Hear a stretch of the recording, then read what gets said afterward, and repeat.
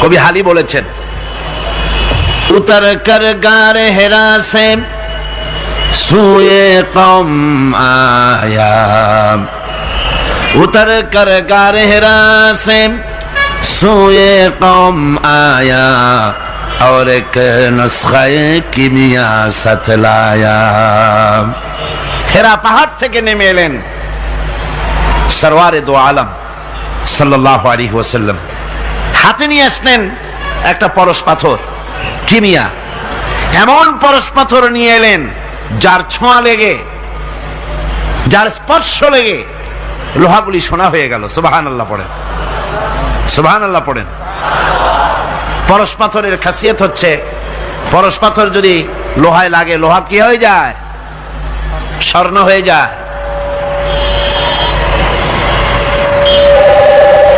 কত বড় জাহিল হলে পরে আল্লাহ নবী হত্যা করতে আসতে পারে। হযরত ওমর এলেন নবীকে হত্যা করার জন্য। সেই হযরত ওমর এই ওহীর জ্ঞানের সংস্পর্শে আসার সাথে সাথে আল্লাহ পাক তার মর্যাদা এত বাড়ালেন, নবীজি বললেন আমার পরে তো কেউ নবী হবে না, যদি কেউ হতো অবশ্যই ওমর নবী হয়ে যেতেন। সুবহানাল্লাহ বিহামদি। হযরত ওমরকে অধপতনের অতল তলদেশ থেকে মানবতার শীর্ষে, চরিত্রের শীর্ষে কে পৌঁছে দিল? এই ওহীর জ্ঞান এর পেছনে কাজ করেছিল, এ কোরআন কাজ করেছিল। বন্ধুগণ, আজ পৃথিবীর মানুষেরা কলেজে, বিশ্ববিদ্যালয়ে, মাদ্রাসায় সিলেবাসের অনেক বই পড়ে। সিলেবাসের এত বই পড়ার পর চরিত্র কি হল? মানুষকে কি দিতে পারলো? আপনারা আমাকে বলেন, বর্তমান শিক্ষা ব্যবস্থা, কলেজগুলি, বিশ্ববিদ্যালয়গুলি, পৃথিবীর যে কোনো বিশ্ববিদ্যালয়গুলি পৃথিবীর মানুষকে কি দিল? অধিকাংশ ক্ষেত্রে জনগণকে উপহার দিয়েছে সন্ত্রাস, দিয়েছে হাইজ্যাক, দিয়েছে লুটেরা, দিয়েছে ডাকাত, দিয়েছে জেনাকার, দিয়েছে মদখোর। সব যে তাই হয়েছে তা নয়, কিন্তু বেশিরভাগ ক্ষেত্রে শিক্ষাঙ্গন থেকে এগুলি উৎপাদন হচ্ছে। আর সাহাবায়ে কেরাম রিদওয়ানুল্লাহ তাআলা আলাইহিম আজমাইন, তাদের সিলেবাসে মাত্র কিতাব ছিল 2 খানা। তাদের সিলেবাসে কিতাব ছিল কয়খান? মাত্র 2 খানা কিতাব। এই 2 খানা কিতাবের, সিলেবাসের 2 খানা কিতাব দিয়ে বিশ্বের শ্রেষ্ঠ মানুষে তারা পরিণত হয়েছিলেন। তার একখানা ছিল কিতাবুল্লাহ, আল্লাহর কোরআন, আর একখানা ছিল কি? হাদিস, রাসূলের সুন্নাহ। সিলেবাসের মাত্র 2 খানা কিতাব পড়ার পর এই জাতির চরিত্র কোথা থেকে কোথায় চলে গেল। যারা ছিল চোর ডাকাত, তারা সম্পদের পাহারাদার হলো। যারা ছিল নারীর সতীত্বের জম, তারা নারীর সতীত্বের পাহারাদার হলো।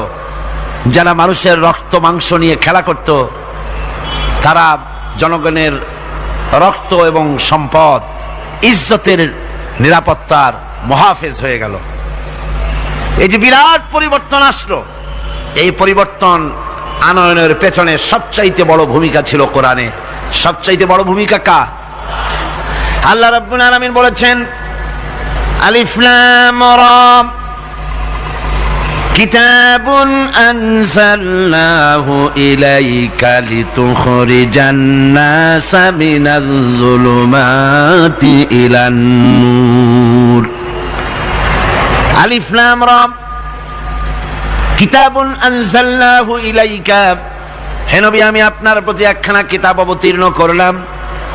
এটা এমন একখানা কিতাব যা দিয়ে আপনি লিতুখরিজান নাসা মিনাজ যুলুমাতি ইলান নূর, মানব মণ্ডলীকে অন্ধকার সমূহ থেকে, পঞ্জীভূত জমাট বাঁধা অন্ধকার সমূহ থেকে মানুষগুলিকে আলোর দিকে নিয়ে আসবেন। এই জন্য কোরআন দিলাম। কোরআন এসেছে মানুষকে অন্ধকার থেকে আলোর দিকে টেনে আনার জন্য। অন্ধকার সমূহ, এর অর্থ হচ্ছে পৃথিবীতে মানুষের তৈরি করা যত মতবাদ আছে সব হলো অন্ধকার, আর আলো হচ্ছে ইসলাম। আলো কি? সবাই বলেন আলো কি? ইসলাম। রাসূল করিম সাল্লাল্লাহু আলাইহি ওয়াসাল্লাম এই কোরআন দিয়েই মৃত্যুপ্রায় জাতিটাকে পৃথিবীর শ্রেষ্ঠ জাত বানায় দিলেন। তার মধ্যে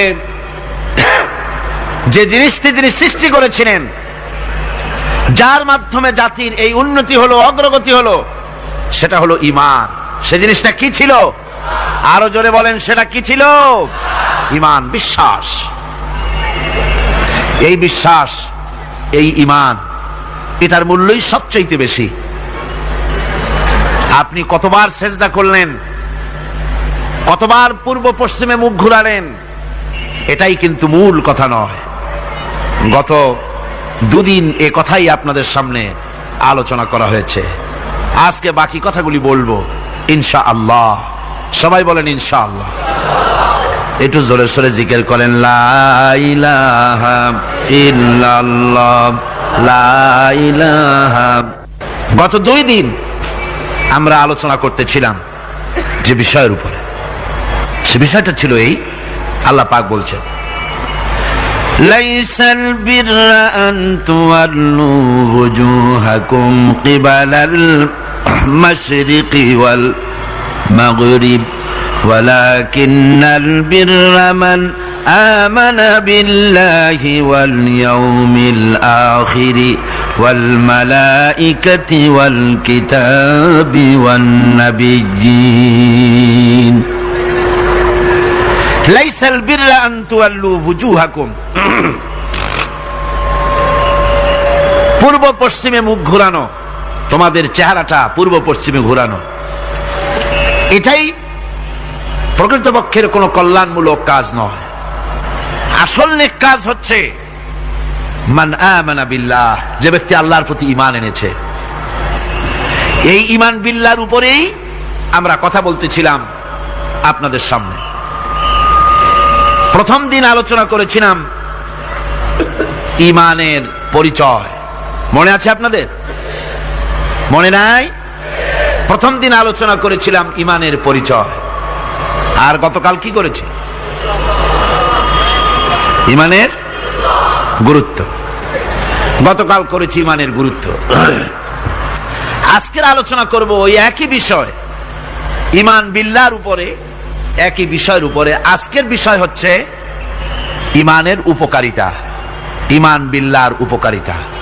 আল্লাহর উপরে ঈমান আনলে পরে উপকারটা কি হয়, এই কথাগুলি আজকে আলোচনা করব ইনশাআল্লাহ। সবাই বলেন ইনশাআল্লাহ। আমা তৌফিকি ইল্লা বিল্লাহ, সুবহানাকা লা ইলমা লানা ইল্লা মা আল্লামতানা। এই পৃথিবীতে মানুষ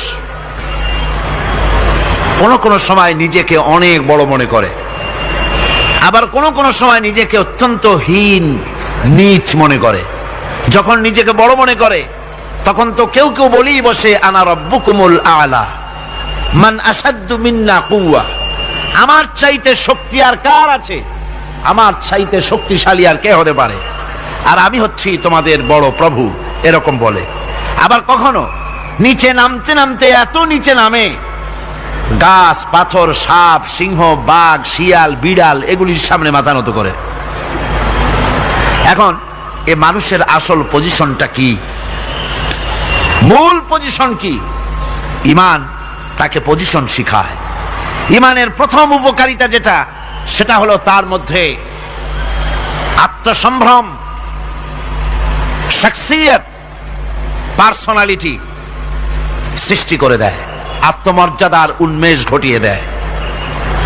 আল্লাহর প্রতি ঈমান মানুষকে দীনতা থেকে, হীনতা থেকে, নীচতা থেকে উদ্ধার করে মর্যাদার উচ্চ শিখরে আরোহণ করিয়ে দেয়। সে অন্যের নিকটে হাত পাতত, সে গাছের সামনে মাথা নত করত, সে পাথরের সামনে মাথা নত করত, সাপকে ভয় পেত, সাপকে পূজা করত। কিন্তু যখন এই মানুষটি আল্লাহর উপরে ঈমান আনলো, যখন এই মানুষ পড়ল লা ইলাহা ইল্লাল্লাহু মুহাম্মাদুর রাসূলুল্লাহ, জোরে বলেন না। মাইকটা আমার কানে আওয়াজ আসে না, কি জোরে আওয়াজ হচ্ছে, সেই জন্য আমার অসুবিধা হচ্ছে। এমন হওয়া উচিত যাতে আমি শুনতে পাই। এই কালেমা যখন পড়লো তখন সে নিজেকে চিনতে পারলো, সে বুঝতে পারলো যে আমি যাদের সামনে মাথা নত করি, যাদের সামনে আনুগত্য করি, এগুলি তো আবার আর একজনের গোলাম। আল্লাহ রাব্বুল আলামিন কোরআনে কারীমের মধ্যে বলেছেন, ইয়াবতাগুনা ইলা রাব্বিহিমুল ওয়াসিলা। আল্লাহ পাক বলেন, যারা নাকি মানুষগুলি যার সামনে মাথা নত করে, যাদেরকে প্রভু বলে, দেবতা বলে, উচ্চ শক্তি সম্পন্ন মনে করে যাদের পেছনে ঘুরে যাদের কাছে হাত পাতে, তারাই তো আবার আল্লাহর কাছে যাওয়ার জন্য ওসিলা তালাশ করে। সুতরাং তার ভুল ভেঙে যায়। সে তখন দেখতে পায়, সে তখন বুঝতে পারে যে একজন এমন শক্তি আছে, একমাত্র তার কাছেই মাথা নত করতে হয়, আর কারো কাছে করা যায় না। কোরআনে কারীম বলছে, ইন্নাল্লাযীনা তাদউনা মিন দুনিল্লাহি ইবাদুন আমসালুকুম। আমি আল্লাহকে বাদ দিয়ে তোমরা যার অনুসরণ করো, আমি আল্লাহকে বাদ দিয়ে তোমরা যাকে ডাকো, নিজের হাজাত পুরা করার জন্য, নিজের উদ্দেশ্য পুরা করার জন্য, মনস্কামনা পূর্ণ করার জন্য আমি আল্লাহরে বাদ দিয়ে যাদের ডাকো, ওরা তোমার মতো আমার গোলাম। তুমি যেমন আমার গোলাম, ওটাও আমার গোলাম। তুমি সূর্যের পূজা করো, সূর্য তো আমার গোলাম। তুমি চাঁদের পূজা করো, চাঁদ তো আমার গোলাম। তুমি তো গরু পূজা করো, গরু আমার সৃষ্টি। তুমি তো মাটি দিয়া তৈরি করা মূর্তি বানাইয়া পূজা করো, মাটি তো আমার বানানো। তুমি কাঠ দিয়া পাথর দিয়া মূর্তি বানাও, এগুলির সামনে মাথা নত করো, ওগুলি তো আমার কাঠ, আমার পাথর, সব আমার। আর আমার গোলামগুলির সামনে তুমি নিজে গোলামি করার জন্য মাথা পেতে দাও, ওই গোলাম তোমার কোনো উপকার করতে পারবে না। সুতরাং আত্মমর্যাদা সৃষ্টি হয়ে যায়, শখসিয়ত পয়দা হয়, পার্সোনালিটির সৃষ্টি হয়। ইমানের এটা সবচাইতে বড় উপকার। মানুষ হীনতা থেকে, নিজতা থেকে তাকে ঊর্ধ্বে উঠায় আনা হয়। মানুষ দেখতে পায়, যদি চোখ থাকে, যদি আকল থাকে, তাহলে দেখতে পায় যেগুলির সামনে তারা মাথা নত করে, ওগুলি নিজেরও কোনো উপকার করতে পারে না, অন্যকে উপকার করা তো দূরের কথা, অপরের উপকারও সে করতে পারে না। একবার আল্লাহ নবীর কাছে এক মুশরিক এসেছিলেন। একজন মুশরিক এসেছে একটা ভাঙ্গা মূর্তি নিয়ে এসেছে। হুজুর বললেন, তোমার মূর্তি ভাঙ্গা কেন? লোকটি বলল, হুজুর, এটা হচ্ছে আমার খোদা, এইটারই নিয়ে আমি সব সময় থাকি, যাতে সব রকমের বিপদ থেকে আমি বাঁচতে পারি। প্রতিমধ্যে আমার পেশাব পায়খানার হাজত হলো, এই মূর্তিকে আমি রাস্তায় দাঁড় করায় রেখে চলে গেলাম। পেশাব পায়খানার কাজ শেষ করে এসে দেখি, যারে আমি খোদা বলি, যে আমার যে বিপদে বাঁচাবে, তার মাথা থেকে পা পর্যন্ত একদম ভিজা।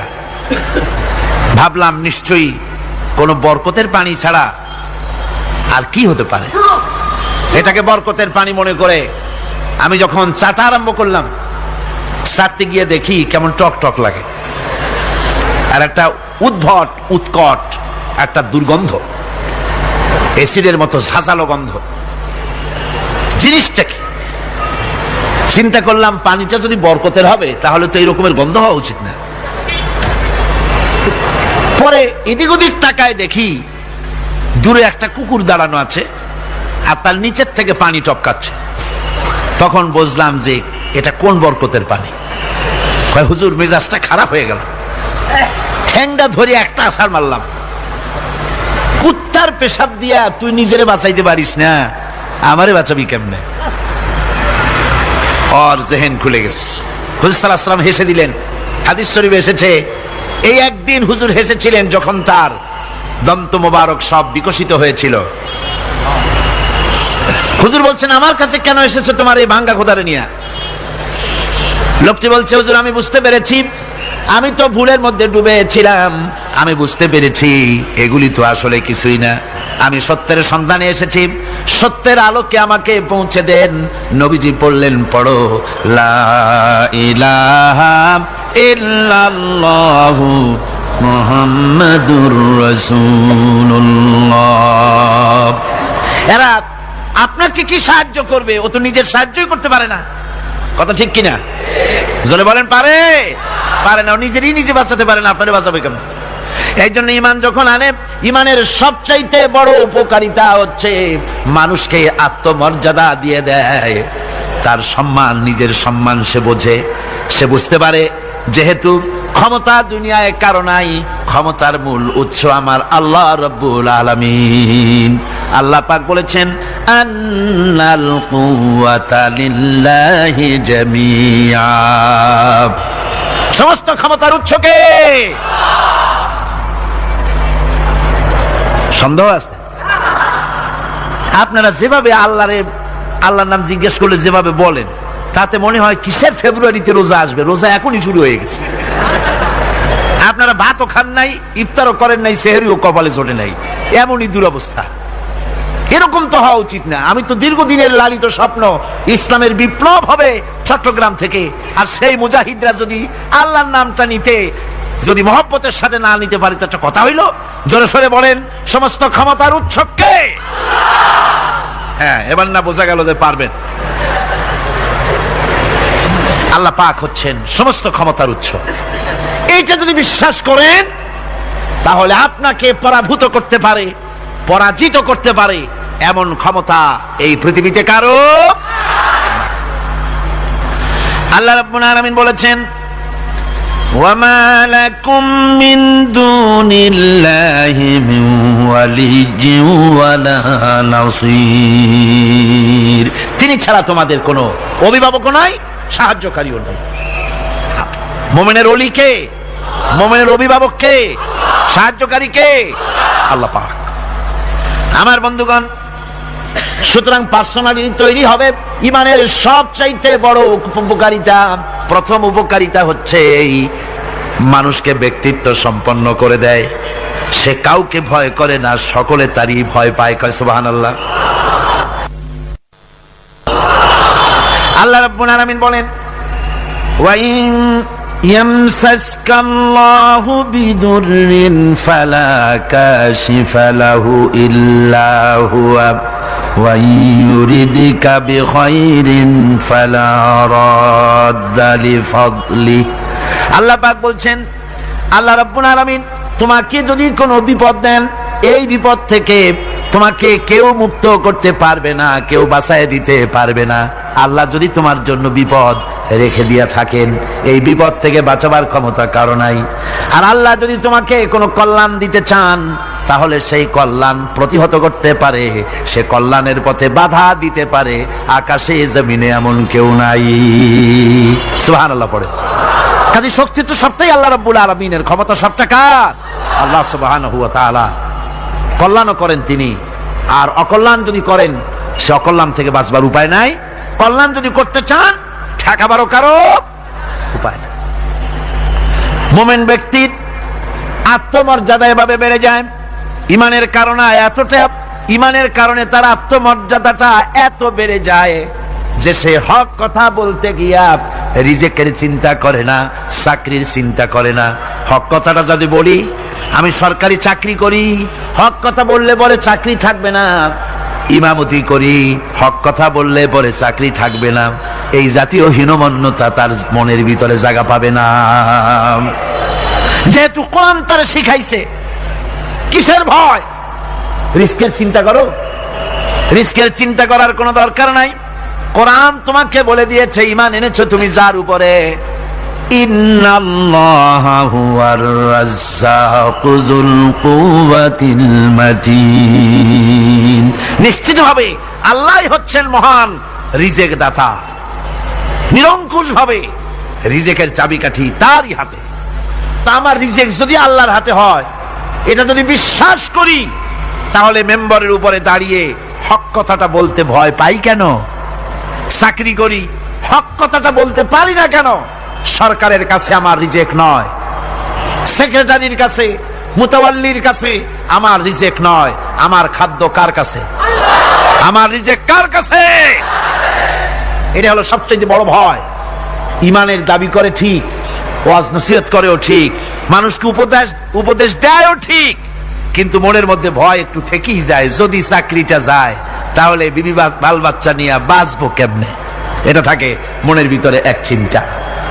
একজন টিচার তার ছাত্রদেরকে শিখাইছিলেন যে বিসমিল্লাহর এত ফজিলত, নদীর উপর থেকে বিসমিল্লাহ বলে হাঁটে গেলে তাও হাঁটে যাওয়া যায়, খাওয়ার নৌকা ছাড়াই পানির উপর দাঁড়িয়ে যাওয়া যায়।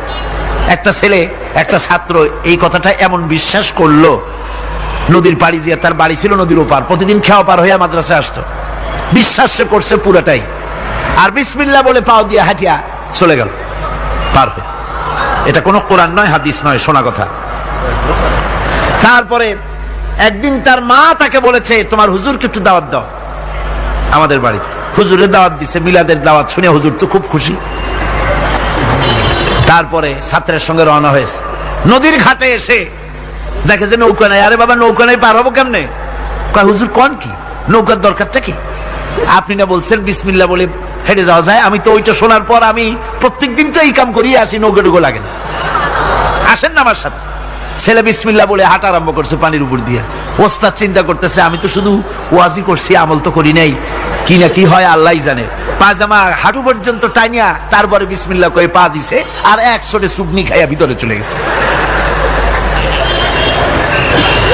সুতরাং মুখ দিয়ে বললে হবে না, বিশ্বাস করতে হবে, ইয়াকিন রাখতে হবে, রিজকের মালিক আল্লাহ, হক কথা, কাউকে ছেড়ে দেব না, এটা বলবোই, তাতে আমার চাকরি থাকুক আর চাকরি যাক।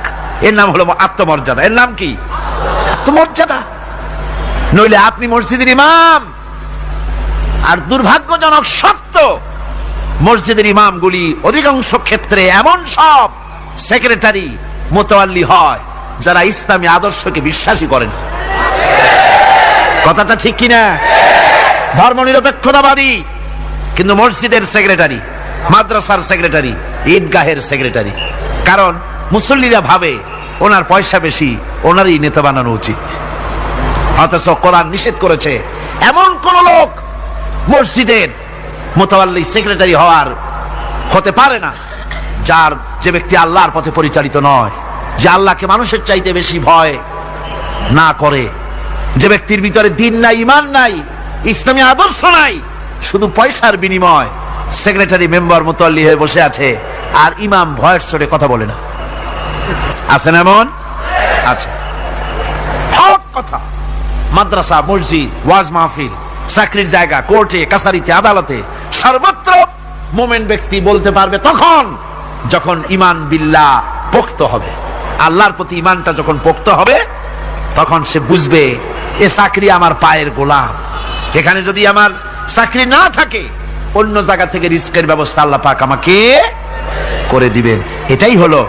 এটাই হচ্ছে ঈমান বিল্লাহর প্রথম উপকারিতা। পয়লা নম্বরের উপকারিতা, মানুষকে পার্সোনালিটি সৃষ্টি হয়ে যায়, তার মধ্যে শক্তি আসে, ঈমানি মজবুতি আসে, তার মধ্যে শখসিয়ত আসে, তার মধ্যে ব্যক্তিত্ব আসে, আত্মমর্যাদা আসে, আত্মসম্ভ্রম সৃষ্টি হয়। এটা হলো পয়লা নম্বরের উপকার। ঈমান আনার জন্য আল্লাহর প্রতি মানুষ ঈমান আনলে পরে 2 নম্বরের যে উপকারটা হয় সেটা হলো মানুষের ভিতর থেকে অহংকার দূর হয়ে যায়। অহংকার থাকে না। যে ব্যক্তি ঈমান বিল্লাহ যার ভিতরে ঢুকে যায়, আল্লাহর ঈমান পরিপূর্ণ রূপে এসে যদি যায়, তাহলে তার ভিতরে অহংকার থাকে না। কেন থাকে না? অহংকার থাকে না এই জন্য, যেহেতু মুমিন ব্যক্তি জানে আল্লাহ রাব্বুল আলামিন জানে, আল্লাহ রাব্বুল আলামিনের সামনে বান্দা জানে, কথা বুঝতে পারে, কোরআন পড়ে জানে যে আমি আল্লাহর সামনে সম্পূর্ণ অসহায়। অসহায় যে যার কিচ্ছু নাই, সে কি অহংকার করতে পারে? অর্থ নাই, বিত্ত নাই, কিছু নাই, সে কি অহংকার করে? অহংকার কারা করে? অহংকার করে যাদের অর্থ আছে, বিত্ত আছে, শিক্ষা আছে, বিদ্যা আছে, স্বাস্থ্য আছে, জমি আছে, জমা আছে, বাড়ি আছে, কল আছে, কারখানা আছে, গাড়ি আছে, এরাই না অহংকার করে। কিন্তু ঈমান বিল্লাহ যখন আসি, তখন সে বুঝতে পারে আমার শক্তি কোনো শক্তি নয়। ওয়া হুয়াল কাহিরু ফাওকা ইবাদি। সমস্ত আল্লাহ রাব্বুল আলামিন বলছেন সমস্ত বান্দার উপরে কর্তৃত্ব হচ্ছে আল্লাহ পাকের। আল্লাহর কর্তৃত্ব থেকে বেরিয়ে আসার ক্ষমতা কারো নাই। সবচাইতে শ্রেষ্ঠ শক্তি কার? আল্লাহ পাক।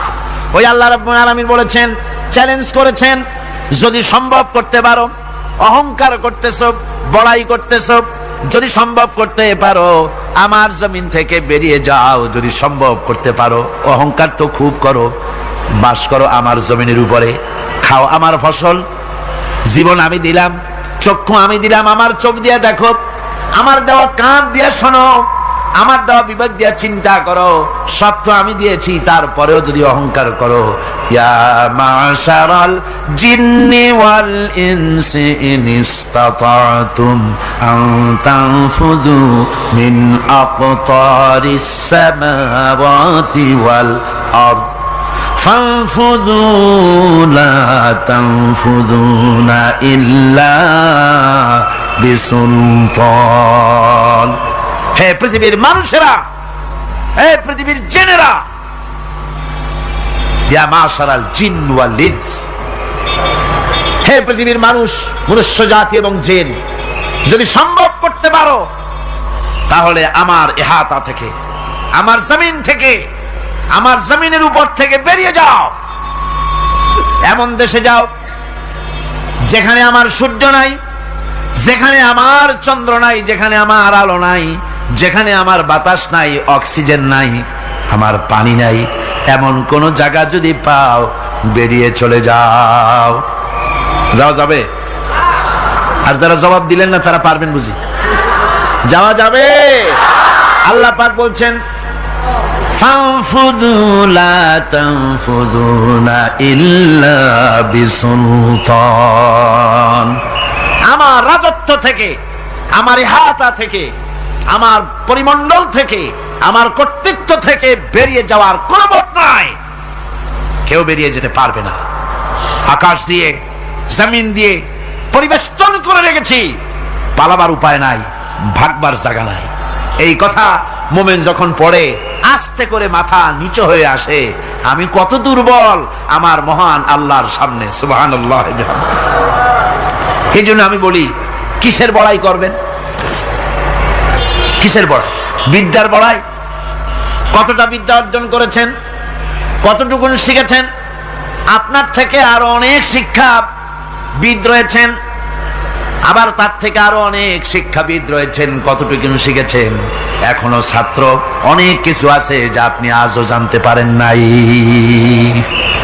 সারা জীবন আমরা তালিবে ইলম, সারা জীবন আমরা ছাত্র। মুহাদ্দিস হন, মুফাসসির হন, প্রফেসর হন, প্রিন্সিপাল হন, যেই হন না কেন, চিকিৎসাবিদ, চিকিৎসা বিজ্ঞানী, রাষ্ট্রবিজ্ঞানী, দার্শনিক, যেই হোক না কেন, সব ছাত্র। সব কি? ছাত্র। বহু কিছু এমন আছে যা আজও মানুষ উদ্ধার করতে পারে নাই, শিখতে পারেনি। সুতরাং শিক্ষার বড়াই করবা। এরপরে অর্থের বড়াই করবা। কয়টা টাকার মালিক হয়েছে তুমি? টাকার বড়াই করে মানুষ। জিজ্ঞেস করা হয়, মিয়া সাহেব রোজা রাখেন না কেন? কয় রোজা রাখবো, চাউলের অভাব আছে নাকি? না ধানের অভাব আছে, না টাকার অভাব আছে। নাউজুবিল্লাহ। কত টাকা হয়েছে? আল্লাহ রাব্বুল আলামিন যদি ইচ্ছা করেন এমন রোগ দিয়া দিতে পারেন, হার্টের ভিতরে ক্যান্সার দিয়ে দিতে পারেন, ব্রেনের ভিতরে টিউমার দিয়ে দিতে পারেন, রক্তের ভিতরে ক্যান্সার দিয়ে দিতে পারেন, হাড়ের ভিতরে ক্যান্সার ঢুকায় দিতে পারেন। এমন রোগ হয়ে যেতে পারে ডাক্তারের 14 গোষ্ঠী গুলে খেলেও রোগ ভালো হবে না। সারা জীবন যত টাকা কামাই করেছেন, গোষ্ঠী বেচতেও ঔষধের পয়সা হবে না। পারবে কিনা আমার আল্লাহ? জোরে বলেন, পারবেন কিনা? পারবেন। প্রচন্ড ক্ষমতা। কাজী বান্দা যখন এগুলি পড়ে মাথাটা নিচু হয়ে আসে যে ক্ষমতা তো তার, বড়াই করার কোনো উপায় নাই। আমরা কিতাবের মধ্যে পড়েছিলাম, সেই আল মুস্তাতরফ একটা কিতাব ছিল, আলেমে পড়ানো হতো। মৌলানা শামসুদ্দিন সাহেব পড়েছেন নিশ্চয়ই? জি, ওলামারা পড়েছে। সেই কিতাবে আলেম ক্লাসে পড়ানো হতো তখন আমাদেরকে একটা আরবি সাহিত্য। ওই আরবি সাহিত্যের ভিতরে পড়েছিলাম, সেখানে এক জমিদার বিবাহ করছে। তারপরে তার নবপরিণীতা স্ত্রীকে নিয়ে খেতে বসেছে। এমন সময় এক ভিক্ষুক এসেছে। জমিদার রাগ হয়ে দরজার কাছে দিয়ে বেচারাকে ধমক দিয়ে বের করে দিয়েছে, ভিক্ষা নেওয়ার আর তুমি সময় পাও না, আমি বিয়ে করেছি, নতুন বউ নিয়ে খাইতে বসছি, বেরো এখান থেকে। গলায় ধাক্কা দিয়া ফালাইয়া তারপরে তাড়াই দিছে। বাস কয়েক বছর পর এই জমিদারের জমিদারি গেল, টাকা গেল, পয়সা গেল, সব শেষ। বউ পুষবে এমন পয়সাও নাই। বউ তার থেকে বিচ্ছিন্ন হয়ে গেল, বউকে তালাক দিয়ে দিল। দীর্ঘদিন পর এই স্ত্রী বিবাহের একটা প্রস্তাব এলো আর এক জমিদারের সাথে, আর এক এলাকার নতুন এক জমিদার হয়েছে, তার সঙ্গে বিবাহের প্রস্তাব এলো। এরপরে সেই বিয়ে হয়ে যাওয়ার পর নতুন জমিদারের সাথে এই স্ত্রী বসে খানা খেতে বসেছে প্রথম দিন। এমন সময় দরজার কাছে এক ভিখারি এসে হাজির। নতুন জমিদার বলছে, বউ আমরা তো খেতে পারবো, আমাদের খাবারের প্লেটটা আজকে প্রথম তোমাকে নিয়ে খেতে বসেছি, এই খাবারের প্লেটটা ধরেই তুমি ভিখারিকে দিয়ে আসো। বউ খাবারের প্লেটটা ভিখারির হাতে দিতে গিয়ে সেন্সলেস হয়ে পড়ে গিয়েছে, বেহুশ হয়ে পড়ে গিয়েছে। নতুন জমিদার অনেকক্ষণ অপেক্ষা করলো, বউ ফেরে না, কেন যায় দেখে বেহুশ। মুসাফির সেখানে দাঁড়ানো। কিছুক্ষণ পর বউয়ের হুশ হলো, জিজ্ঞেস করলো, হয়েছে কি, তুমি এরকম পড়ে গেল কেন? এই মুসাফিরকে দেখে বউ বলতেছে, আল্লাহর কসম, তুমি যখন আমাকে প্লেট ভরা খাবার দিয়ে পাঠাই দিলা ভিক্ষুককে দেওয়ার জন্য, যারে ভিক্ষা দিতে গেলাম, আল্লাহর কসম করে বলি, এ হচ্ছে আমার সেই প্রথম স্বামী। এবার ওই জমিদার বলতেছে, তুমি যেমন কসম করে বলতেছো এই হলো তোমার প্রথম স্বামী, আমিও আমার আল্লাহর নামে কসম করে বলি, আমিও সেই ভিখারি যেদিন তোমরা খেতে বসেছিলে আর আমি ভিক্ষা নিতে গিয়েছিলাম, আমাকে দরজা থেকে তাড়াই দিয়েছিলে। সুতরাং বড়াই করো না অর্থে, টাকার বড়াই করো না, অহংকার করো না, স্বাস্থ্যের বড়াই করো না, স্বাস্থ্য ভালো, অহংকার করো না। আল্লাহ যদি ইচ্ছে করেন এক রাত্রের মধ্যে মাত্র আধা ঘন্টা 15 মিনিটের ভিতরে কয়েকবার পাতলা দাস্ত দিয়া জনমের মতো শেষ করে দিতে পারেন, পারেন কিনা? সুতরাং মানুষ ঈমান বিল্লাহ, আল্লাহর প্রতি ঈমান মানুষকে এভাবে বিনয়ী করে দেয়। কোন আলহামদুলিল্লাহ। অহংকার বলে কিচ্ছু থাকে না, তা সে আগে সালাম দেয়। ঈমান বিল্লাহ, যার মধ্যে ঈমান, আল্লাহর ঈমান ঢুকে যায়, তার আগে কেউ সালাম দিতে পারে না। রাসূলুল্লাহ বলেছেন, যে ব্যক্তি আগে সালাম দেয় সে অহংকার মুক্ত। জয় বল সুবহানাল্লাহ। এখন তো সালাম শুধু পেতে চায়। দারোগা চিন্তা করে, পুলিশের আমারে সালাম দেবে, আমি ওরে সালাম দিতে যাবো কেন? ও প্রত্যেকদিন আমারে দেয় স্যালুট, আমি দেবো ওরে সালাম, একটা কথা। এসপি মনে করে ইন্সপেক্টর আমারে সালাম দিবে, আইজি মনে করে এসপি আমারে সালাম দিবে, প্রেসিডেন্ট মনে করে মন্ত্রীরা আমারে সালাম দিবে, হুজুররা মনে করে মুরিদরা আমারে আগে সালাম দিবে। না, এটা সুন্নাতের খেলাফ। রাসূলুল্লাহর আগে কেউ সালাম দিতে পারে নাই। জোরে কোন সুবহানাল্লাহ। আগে সালাম দাও।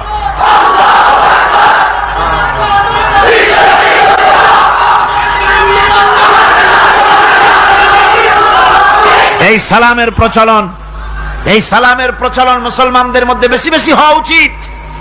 আপনারা সালামের প্রচলন চালু করে দিবেন, বেশি করে চালু করবেন। বউরে সালাম দিবেন, বউ আপনাকে দেবে। ঘরের মধ্যে ঢুকবেন, ঢুকেই বলবেন আসসালামু আলাইকুম ওয়া রাহমাতুল্লাহি ওয়া বারাকাতুহু। বাইরের থেকে গেছেন, ঘরে ঢুকেই প্রথম সালাম দেন, বউ সালামের জবাব দেবে, বউ আপনাকে দেবে। বাচ্চাদের সালাম দেন, বাচ্চারা আপনাকে দিবে। এরকম সালামের প্রচলন চালু করেন। রাসূলুল্লাহ বলেছেন, মানে একটা গাছের আড়ালে এই সালাম হলো, লোকটা গাছের আড়ালে চলে গেছে, আবার দেখা হয়েছে, আবার সালাম দেন। এখন এই সালাম কমে গেছে, এখন সালামের পরিবর্তে অনেক কিছু হয়েছে। সালাম দেয়, তার জবাবও দেয় না। যদি বলে কেউ, গরিব মানুষ সালাম দিয়েছে বড় লোক করে, আসসালামু আলাইকুম, ওয়ালাইকুম আসসালাম বলতে চায় না, একটু মাথা নাড়ে। তারপরে জিজ্ঞেস করে, স্যার কেমন আছেন? এই যাচ্ছে, কেটে যাচ্ছে। কি কেটে যাচ্ছে? তোমার কল্লা? আলহামদুলিল্লাহ বলতে পারো না? অধিকাংশ ক্ষেত্রে যদি জিজ্ঞেস করেন কেমন আছেন, এই যাচ্ছে, কেটে যাচ্ছে। আপনার যত সুখ হোক আগে বলেন আলহামদুলিল্লাহ। তারপরে অসুখের কথা বলেন। আপনার যদি কোনো অসুবিধা থাকে আগে আলহামদুলিল্লাহ কন, তারপরে অসুখের কথা কন। হযরত সুফিয়ান সাউরি রাহমাতুল্লাহ আলাইহি আল্লাহর একজন জবরদস্ত ওলি ছিলেন। একবার তার সামনে এক মুরিদ এসেছে, মাথায় একটা বড় রুমাল খিসা বান্দা। জিজ্ঞেস করলেন, মিয়া তোমার এই মাথাটা এরকম বান্দা কেন? কয় যে হুজুর মাথার যন্ত্রণায় অস্থির হয়ে গেছি, সেই জন্য মাথাটা বাঁধে রাখছি। এরকম ব্যথা কয়দিন হয়েছে? কয়দিন? আর সবসময় হয় না, বছরে 2-1 হইলেও পারে, না হইলেও পারে। বলে বছরে 2-1 মাথা ব্যথা হয়, সেই ব্যথাটা দড়ি দিয়া বান্ধা মানুষকে দেখাইলা যে আমার ব্যথা হয়েছে, অসুবিধাটা দেখালে, আর যতদিন ভালো ছিলে ওইটার প্রমাণ স্বরূপ মাথায় কি বান্ধা মানুষকে দেখাইছো। সুতরাং শুকরিয়া আদায় করো সব সময়। আলহামদুলিল্লাহ আলা কুল্লি হাল, সব অবস্থায় আমি ভালো আছি, আমার থেকে আরো অনেক খারাপ আছে। সুতরাং সালামের প্রচলন তারাই করে বেশি যারা বিনয়ী হয়। অহংকার যাদের মধ্যে জায়গা পায় না। অহংকার পাবে কি করে? বান্দা কোরআন থেকে জেনেছে, ওয়াল্লাহুল গানিয়্যু ওয়া আনতুমুল ফুকারা। আল্লাহ রাব্বুল আলামিন বলেন, তোমরা হলে সবাই ফকির, তোমরা হলে সব মুকাবিক্কি, আর একমাত্র আল্লাহ রাব্বুল আলামিন বেনিয়াজ। আল্লাহই শুধু বেনিয়াজ, আর সব কি মুকাবিক্কি কার কাছে? আল্লাহর কাছে। এই জন্য বিনয়ী হতে হবে। এই যে জমিনটা বাস করি, জমিনটা কার? চিল্লায় কোন কার? লিল্লাহি মা ফিস সামাওয়াতি ওয়া মা ফিল আরদ। আকাশ ও তার, জমিনও তার।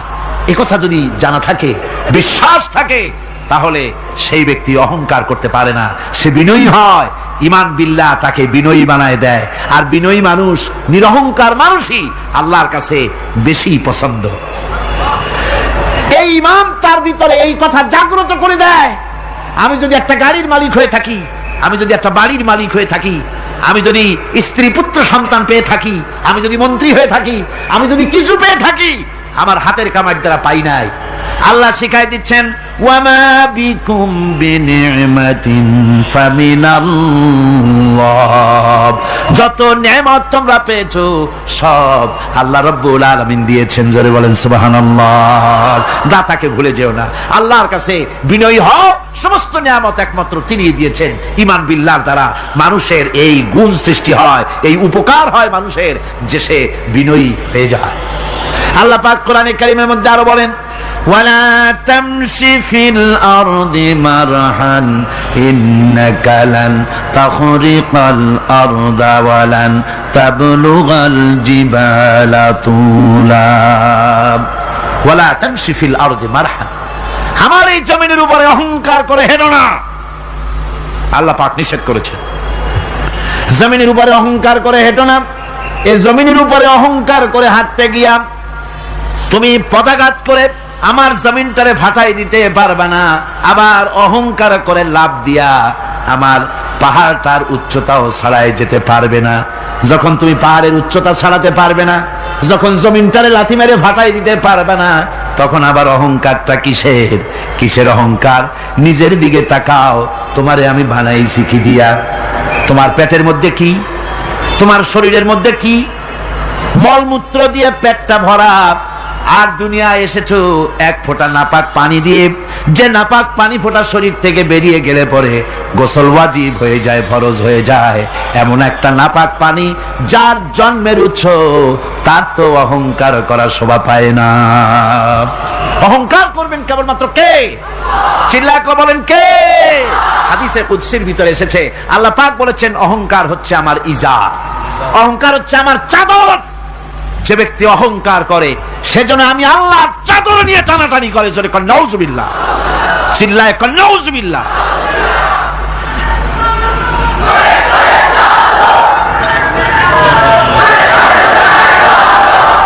আমার বন্ধুগণ, আল্লাহ রাব্বুল আলামিন কোরআনে কারীমের মধ্যে বলেছেন, আমার সঠিক বান্দা যারা, অহংকার তাদের মধ্যে থাকে না। ওয়াইবাদুর রাহমানিল্লাযীনা ইয়ামশুনা আলাল আরদি হাওনা। রহমানের বান্দা যারা, আমি আল্লাহ পাকের গোলাম যারা, তারা জমিনের উপরে খুব বিনয়ের সাথে চলে। তাদের চলাফেরা দেখলেই বোঝা যায় লোকটা বিনয়ী, আল্লাহর বান্দা। সুবহানাল্লাহি ওয়া বিহামদিহি। কি বলেন? মানুষের চলাফেরা, চাহনি, ওঠা বসা, কথাবার্তা দেখলেই বোঝা যায় না লোকটা কি চরিত্রের? বোঝা যায়। এক পদের মানুষ আছে গম্ভীর হয়ে বসে থাকে, মনে হয় যেন নবজাদা নসরুল্লাহ খানের শালা। নামাজ নাই। কি হয়েছে? মাইক এমনি আজকে আমি নিজেও টের পাচ্ছি, আমি মাইকের আওয়াজ নিজেও পাচ্ছি না। মাইকটা ভালো করে দেন মাইকের অপারেটর, আর জোরে সোরে একটু জিকির করেন লা ইলাহা ইল্লাল্লাহ, লা ইলাহা ইল্লাল্লাহ, লা ইলাহা ইল্লাল্লাহ।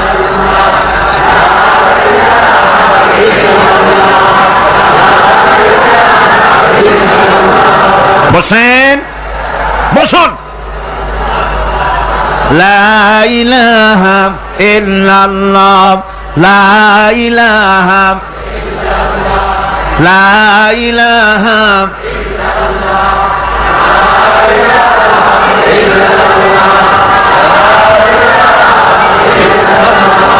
লা ইলাহা ইল্লাল্লাহ মুহাম্মাদুর রাসূলুল্লাহ।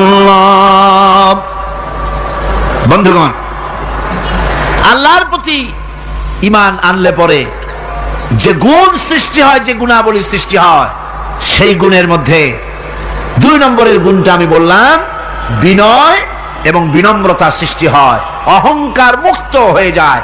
এটা হলো 2 নম্বরের উপকার। 1 নম্বরের উপকার হচ্ছে মর্যাদা সৃষ্টি হয়, 2 নম্বরে কি হয়? অহংকার মুক্ত হয়ে যায়। আল্লাহ রাব্বুল আলামিনের উপর ঈমান আনলে পরে, ঈমান বিল্লাহ যখন এসে যায় ভিতরে, আল্লাহর প্রতি যখন ঈমান পরিপূর্ণতা লাভ করে, তখন তার 3 নম্বরের উপকার যেটা হয় সেটা হলো সে নির্ভীক হয়ে যায়, তার মধ্যে বীরত্বের সৃষ্টি হয়। জোরে বলেন আলহামদুলিল্লাহ। ঈমানদার লোক কোনোদিন কাপুরুষ হয় না, ঈমানদার লোক কাপুরুষ হয় না, বীর পুরুষ হয়।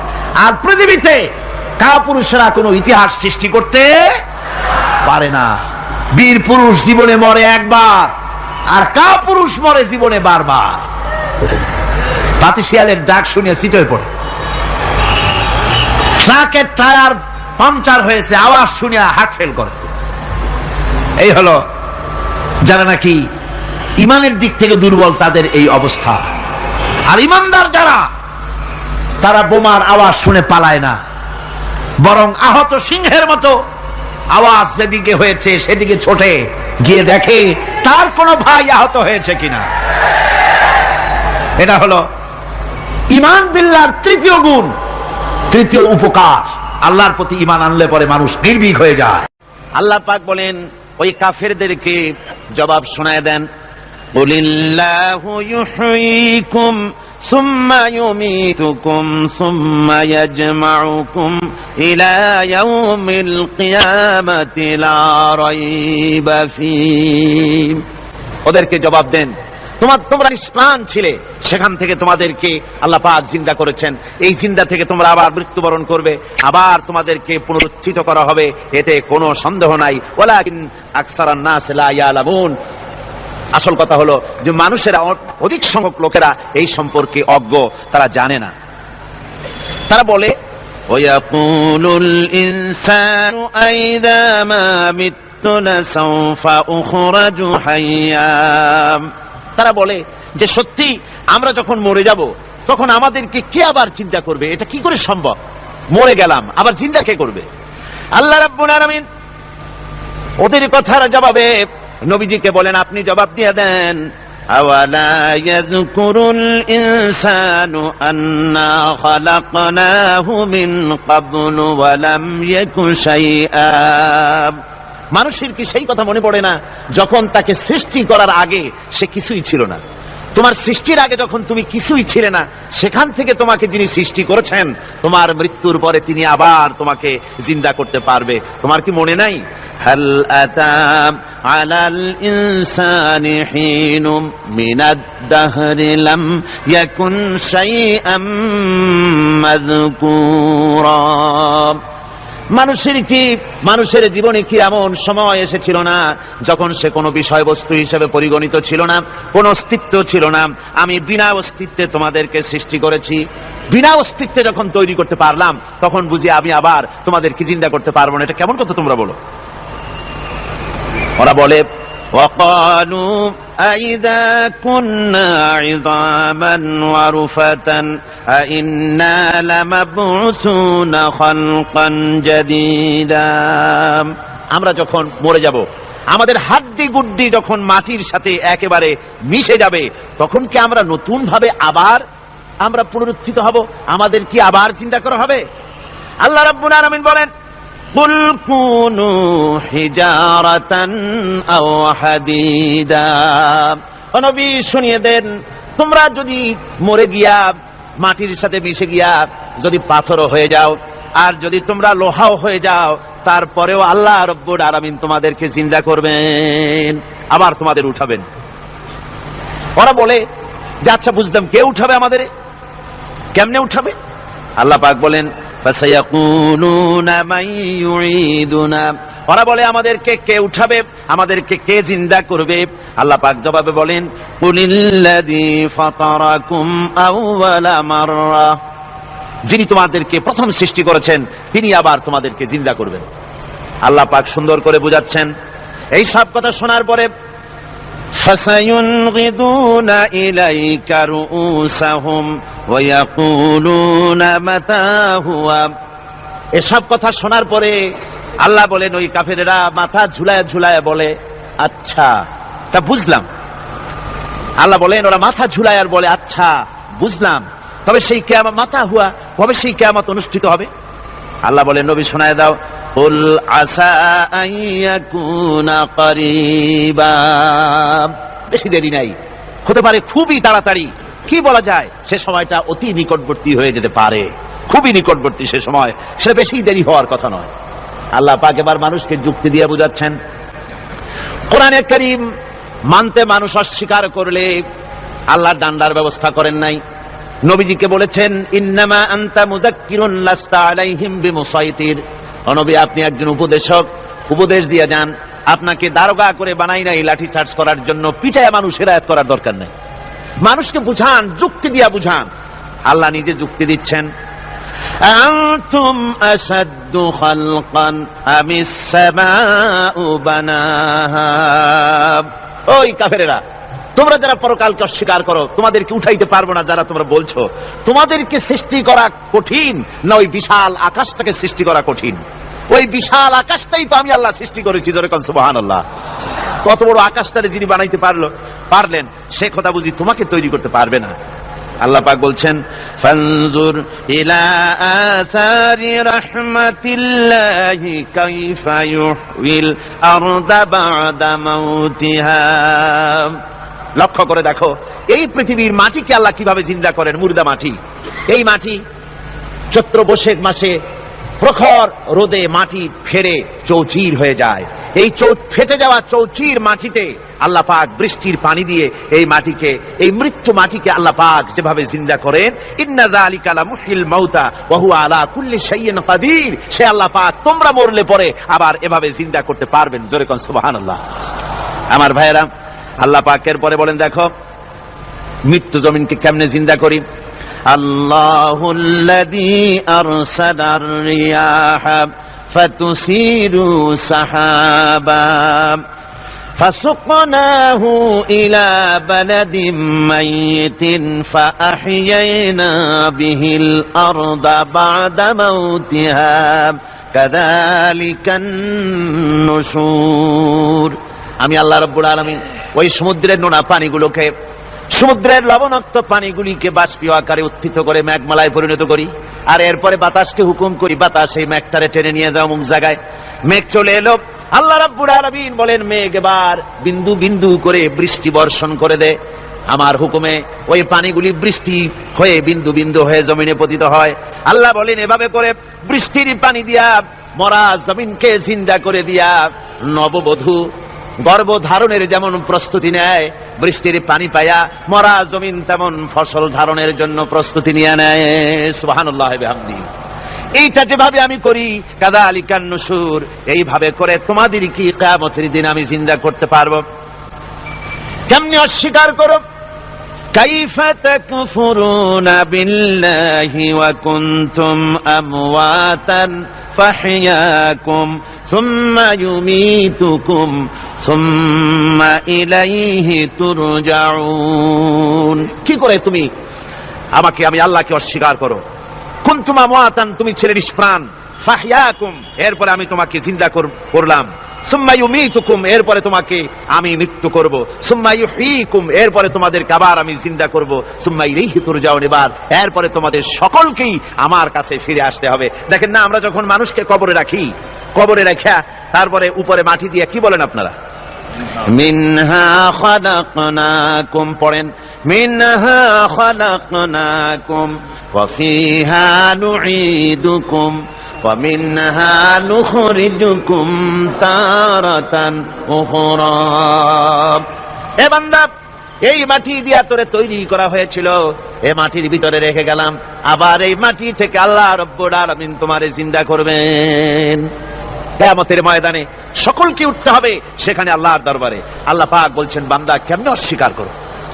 ইন কুনতুম ফি রাইবিম মিনাল বা'স ফাইন্না খালাকনাকুম মিন তুরাব। পরকালকে যারা অস্বীকার করো, কিয়ামতে উঠতে হবে, এটাকে কিভাবে অস্বীকার করো? চিন্তা করে দেখো, তুমি নিষ্প্রাণ মাটি ছিলে, সেই মাটি দিয়েই আমি তোমাকে তৈরি করেছি। আবার আল্লাহ পাক মানুষকে আরো বুঝান, কিয়ামত আছে, পরকাল হবে, আল্লাহর দরবারে উঠতে হবে। আলাম ইয়াকুন নুতফাতাম মিন মানিয়্যিন ইউমনা, তুমি কি মাতৃগর্ভে নিক্ষিপ্ত এক ফোঁটা পানি ছিলে না? সুম্মা কানা আলাকাতান ফাখালাকা ফাসাওয়া, এরপরে তোমাকে মাংসপিণ্ডে, জমাট রক্তে মাংসপিণ্ডে পরিণত করা হলো, এরপরে তোমাকে সুন্দর করে তোমাকে সুগঠিত করা হলো। ফাজআলা মিনহু যাওজাইনি যাকারা ওয়াল উনসা, এরপরে মাতৃগর্ভের ভিতরে আমি এটাকে পুরুষ বানালাম, কন্যা সন্তান অথবা পুত্র সন্তানে পরিণত করলাম। এইটা যে পেরেছে, যিনি পেরেছেন, আলাইসা যালিকা বিকাদিরিন আলা আইয়ুহিয়াল মাউতা, সে আল্লাহর পক্ষে কি সম্ভব নয় যে তোমার মৃত্যুর পরে তিনি আবার জিন্দা করতে পারবেন? কি বলবেন, কি বলেন, সম্ভব না? তিনি পারবেন না? নিশ্চয়ই তিনি আবার কিয়ামতের মাঠে আমাদেরকে হাজির করতে পারবেন, এতে কোনো সন্দেহ নাই। আল্লাহ পাক সেই জন্য এখানে বলতেছেন যে ওরা বাল কাযযাবু বিসসাম, ওরা আসলেই পরকাল স্বীকার করেছে। আপনি যে নবী, এতে কোনো সন্দেহ নাই। আপনি খানা খান, আপনি বাজারে যান, এটাই মূল আপত্তির বিষয় না। মূল কথা হলো তারা পরকালকে অস্বীকার করেছে। আল্লাহ পাক বলেন, وأن الساعة آتية لا ريب فيها, অবশ্যই সে সময় আসবে, সে কিয়ামত আসবেই, এতে কোনো সন্দেহ নাই।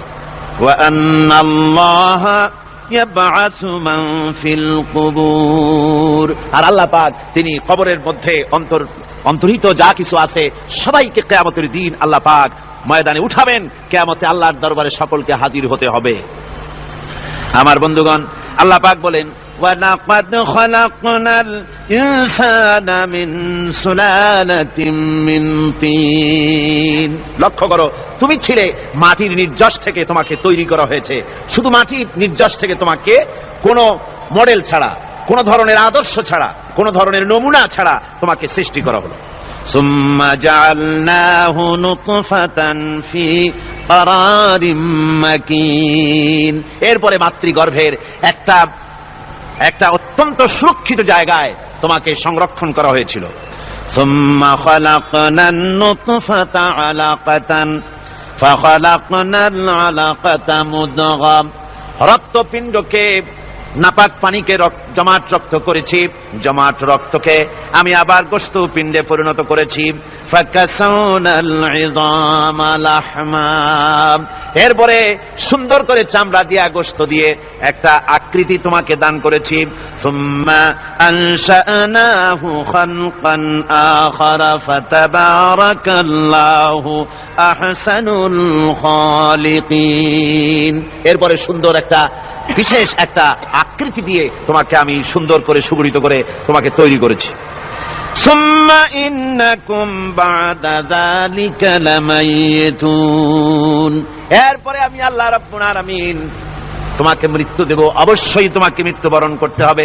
সুম্মা ইন্নাকুম ইয়াউমাল কিয়ামাতি তুবআসুন, এরপরে কিয়ামতের দিন আসবে, ওই বিশেষ মুহূর্ত আসবে, সেই নির্দিষ্ট সময় আসবে, ওই কিয়ামতের মাঠে আল্লাহর দরবারে তোমাদের সকলকে উঠতে হবে, কোনো সন্দেহ তাতে নাই।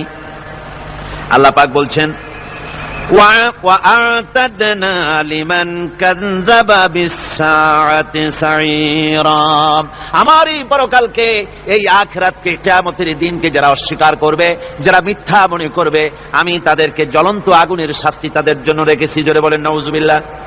সেই কিয়ামত যে দিনটা আল্লাহ পাক মানুষের জন্য রেখেছেন, সেই কিয়ামতের অবস্থা বড়ই মারাত্মক। মানুষেরা তা জানে না। মানুষ যদি তা বুঝতে পারত, জানতে পারত, তাহলে মানুষেরা গুনাহের কাজ করতে পারত না।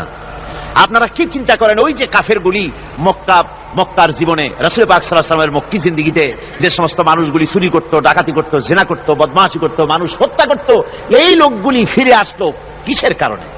তাদেরকে আখিরাতের কথা বলা হয়েছে, এই পরকালের কথা বলা হয়েছে। কোরআন শরীফে আল্লাহ রাব্বুল আলামিন পরকালের কথা, মৃত্যুর কথা, কিয়ামতের কথা, হাসরের কথা, সিরাতের কথা, মিজানের কথা, মওতের কথা যত বলেছেন, জান্নাতের কথা যত জায়গায় যতগুলা বলেছেন, সবগুলি আয়াতে কারিমা যদি এক জায়গায় করা যায়, তাহলে পুরা কোরআন শরীফের 1/3 10 পারার সমান হবে। জোরে বলেন সুবহানাল্লাহ। যেহেতু পরকালের চিন্তা ছাড়া মানুষের জীবন পরিচ্ছন্ন হতে পারে না, সুন্দর হতে পারে না, অপরাধ মুক্ত হতে পারে না। আল্লাহ পাক বলেন সেই দিনটি বড়ই ভয়ানক, বিপজ্জনক। ওই দিনটির ব্যাপারে আল্লাহ পাক তার বান্দাদেরকে সতর্ক করে দিয়েছেন, বান্দারা সতর্ক হয়ে যাও, এইভাবে দিন যাবে না, কিয়ামত আসবে, আর ওই কিয়ামত এত মারাত্মক হবে। আল্লাহ সতর্ক করছেন বান্দাদেরকে, ইয়া আইয়ুহান নাসুত্তাকু রাব্বাকুম ইন্না যালজালাতাস সাআতি শাইউন আযীম, হে মানব সকল, আত্মরক্ষা করো খোদার গজব থেকে, আল্লাহর গজব থেকে আত্মরক্ষা করো। ইন্না যালজালাতাস সাআতি শাইউন আযীম, সেই কিয়ামতের সেই কম্পন খুবই মারাত্মক, খুবই ভয়াবহ কম্পন সৃষ্টি হবে সেদিন। ইয়াউমা তারাউনাহা তাযহালু কুল্লু মুরদিআতিন আম্মা আরদাআত, সেদিন দেখতে পাবে স্তন্যদায়িনী মা, যে মা তার সন্তানকে দুধ দেয়, ওই মাও তার দুধের বাচ্চার কথা ভুলে যাবে, মনে থাকবে না। আল্লাহ রাব্বুল আলামিন বলেন ওয়াতাদাউ কুল্লু যাতিন হামলিন হামলাহা, গর্ভধারিণী মেয়ে লোক তাদের গর্ভ খসে পড়বে। ওয়াতারান নাসা সুকারা, মানুষকে মানুষ দেখতে পাবে, মানুষগুলো উদ্ভ্রান্ত হয়ে পাগলের মতো ছুটাছুটি করছে। আল্লাহ বলেন ওয়ামা হুম বিসুকারা, আসলে এরা নেশাগ্রস্ত নয়, আসলে পাগল হয় নাই। তো ছুটছে কেন? কেন? স্তন্যদায়িনী মা দুধের বাচ্চার কথা ভুলে গেছে। গর্ভধারিণী গর্ভবতী নারী, তার গর্ভ খসে পড়েছে, মানুষ পাগলের মতো দৌড়াচ্ছে। কারণ কি? পাগল তো হয় নাই। আল্লাহ বলেন আসল কারণ হলো ওয়ালাকিন্না আযাবাল্লাহি শাদীদ, আল্লাহর ভয়ঙ্কর আযাব। আর এই সব দৃশ্য, এই সব কম্পন মানুষের মধ্যে ত্রাস সৃষ্টি করে দিয়েছে, এই অবস্থার সৃষ্টি করেছে। আমার ভাইয়েরা, আল্লাহ পাক বলেন وأنذرهم يوم الآزفة إذ القلوب لدى الحناجر كاظمين, ও নবী, মানুষদেরকে আপনি সতর্ক করেন, ওই দিনটা এমন হবে ভয়ের চোটে মানুষের কলিজা তার মুখের কাছে চলে আসবে। মানুষ ভয়তে অস্থির হয়ে যাবে, কলিজা গলার কাছে চলে আসবে। সেই দিনের কথা তাদের শোনায় দেন। ওই দিনটা এমন মারাত্মক দিন, فكيف تتقون إن كفرتم يوما يجعل الولدان شيبا, সেদিন ভয়ে চিন্তায় যুবক ছেলে বৃদ্ধে পরিণত হয়ে যাবে, কিশোরগুলি তরুণগুলি বৃদ্ধে পরিণত হয়ে যাবে। আমার বন্ধুগণ, মানুষ সেদিন দিক বিদিক হয়ে দৌড়াতে থাকবে, পালাবো কোথায়? আল্লাহ কোরআন শরীফে সব কথা বলে দিয়েছেন। ইয়াকুলুল ইনসানু আইনাল মাফার, কোথায় ভাগবো, পালাবো কোথায়? অস্থির হয়ে মানুষ দৌড়াতে থাকবে, পালাবো কোথায়, যাব কোথায়? আল্লাহ বলেন কাল্লা লা ওয়াজারা ইলা রাব্বিকা ইয়াউমাইযিনিল মুস্তাকার, ভাগবার কোন রাস্তা নাই, পালাবার কোন পথ নাই, একমাত্র তোমার রব ছাড়া, আল্লাহর দরবার ছাড়া পালানোর কোন রাস্তা আর নাই। আমার বন্ধুগণ, এই কঠিন সময়, এই কঠিন দিনে, পরকালের এই দিনে, কিয়ামতের এই মারাত্মক অবস্থায় সকলকে উঠতে হবে। আল্লাহ পাক বলেন এরপরে কিয়ামত অনুষ্ঠিত হয়ে যাবে। সূরা ফুরকানে আল্লাহ বলছেন ইযা রাআতুহুম মিন মাকানিন বাঈদিন সামিউ লাহা তাগায়ুযান ওয়া যাফীরা, যখন তাদেরকে জাহান্নাম দেখতে পাবে, অর্থাৎ জাহান্নামের, যখন তারা জাহান্নামের দিকে অগ্রসর হবে, তখন তারা দূর থেকেই জাহান্নামের ক্রোধ এবং তেজস্বী আওয়াজ শুনতে পাবে। জাহান্নামের আওয়াজ, বিকট আওয়াজ। ওই যে কক্সবাজারের সমুদ্র সৈকতে ভ্রমণ করতে গিয়ে সমুদ্রের তুফানের আওয়াজ শুনছেন না? কথা বলেন না কেন? সমুদ্রের তুফানের আওয়াজ শুনেছেন তো? এইটা কি? এটা কিছুই না, এর থেকে মারাত্মক আওয়াজ, তেজস্বী ক্রোধের আওয়াজ কানের মধ্যে আসতে থাকবে জাহান্নামীদের। আল্লাহ রাব্বুল আলামিন বলেন وَإِذَا أُلْقُوا مِنْهَا مَكَانًا ضَيِّقًا مُقَرَّنِينَ دَعَوْا هُنَالِكَ ثُبُورًا, যখন তাদেরকে হাত পা বেঁধে এই জাহান্নামের কোন সংকীর্ণ জায়গায় ফেলে দেওয়া হবে, তখন দাও হুনালিকা সুবুরা, তারা তখন নিজেদের ধ্বংস এবং মৃত্যু কামনা করবে।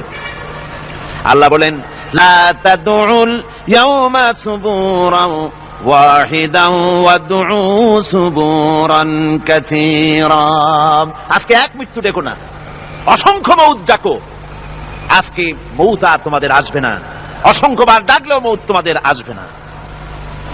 এই যে জাহান্নাম, যে জাহান্নামের দিকে তাদের নিয়ে যাওয়া হবে, আল্লাহকে অস্বীকার করলে, নবীকে অস্বীকার করলে, ইসলামকে অস্বীকার করলে, আল্লাহর নবীর নবুয়তকে অস্বীকার করলে তাদের জায়গা হবে জাহান্নাম। আর সে জাহান্নাম এত মারাত্মক, এত কঠিন জায়গা, যে জায়গা সম্পর্কে আল্লাহ পাক বলছেন ইন্নাহু মাইয়াতি রাব্বাহু মুজরিমান ফাইন্না লাহু জাহান্নামা লা ইয়ামুতু ফিহা ওয়া লা ইয়াহইয়া,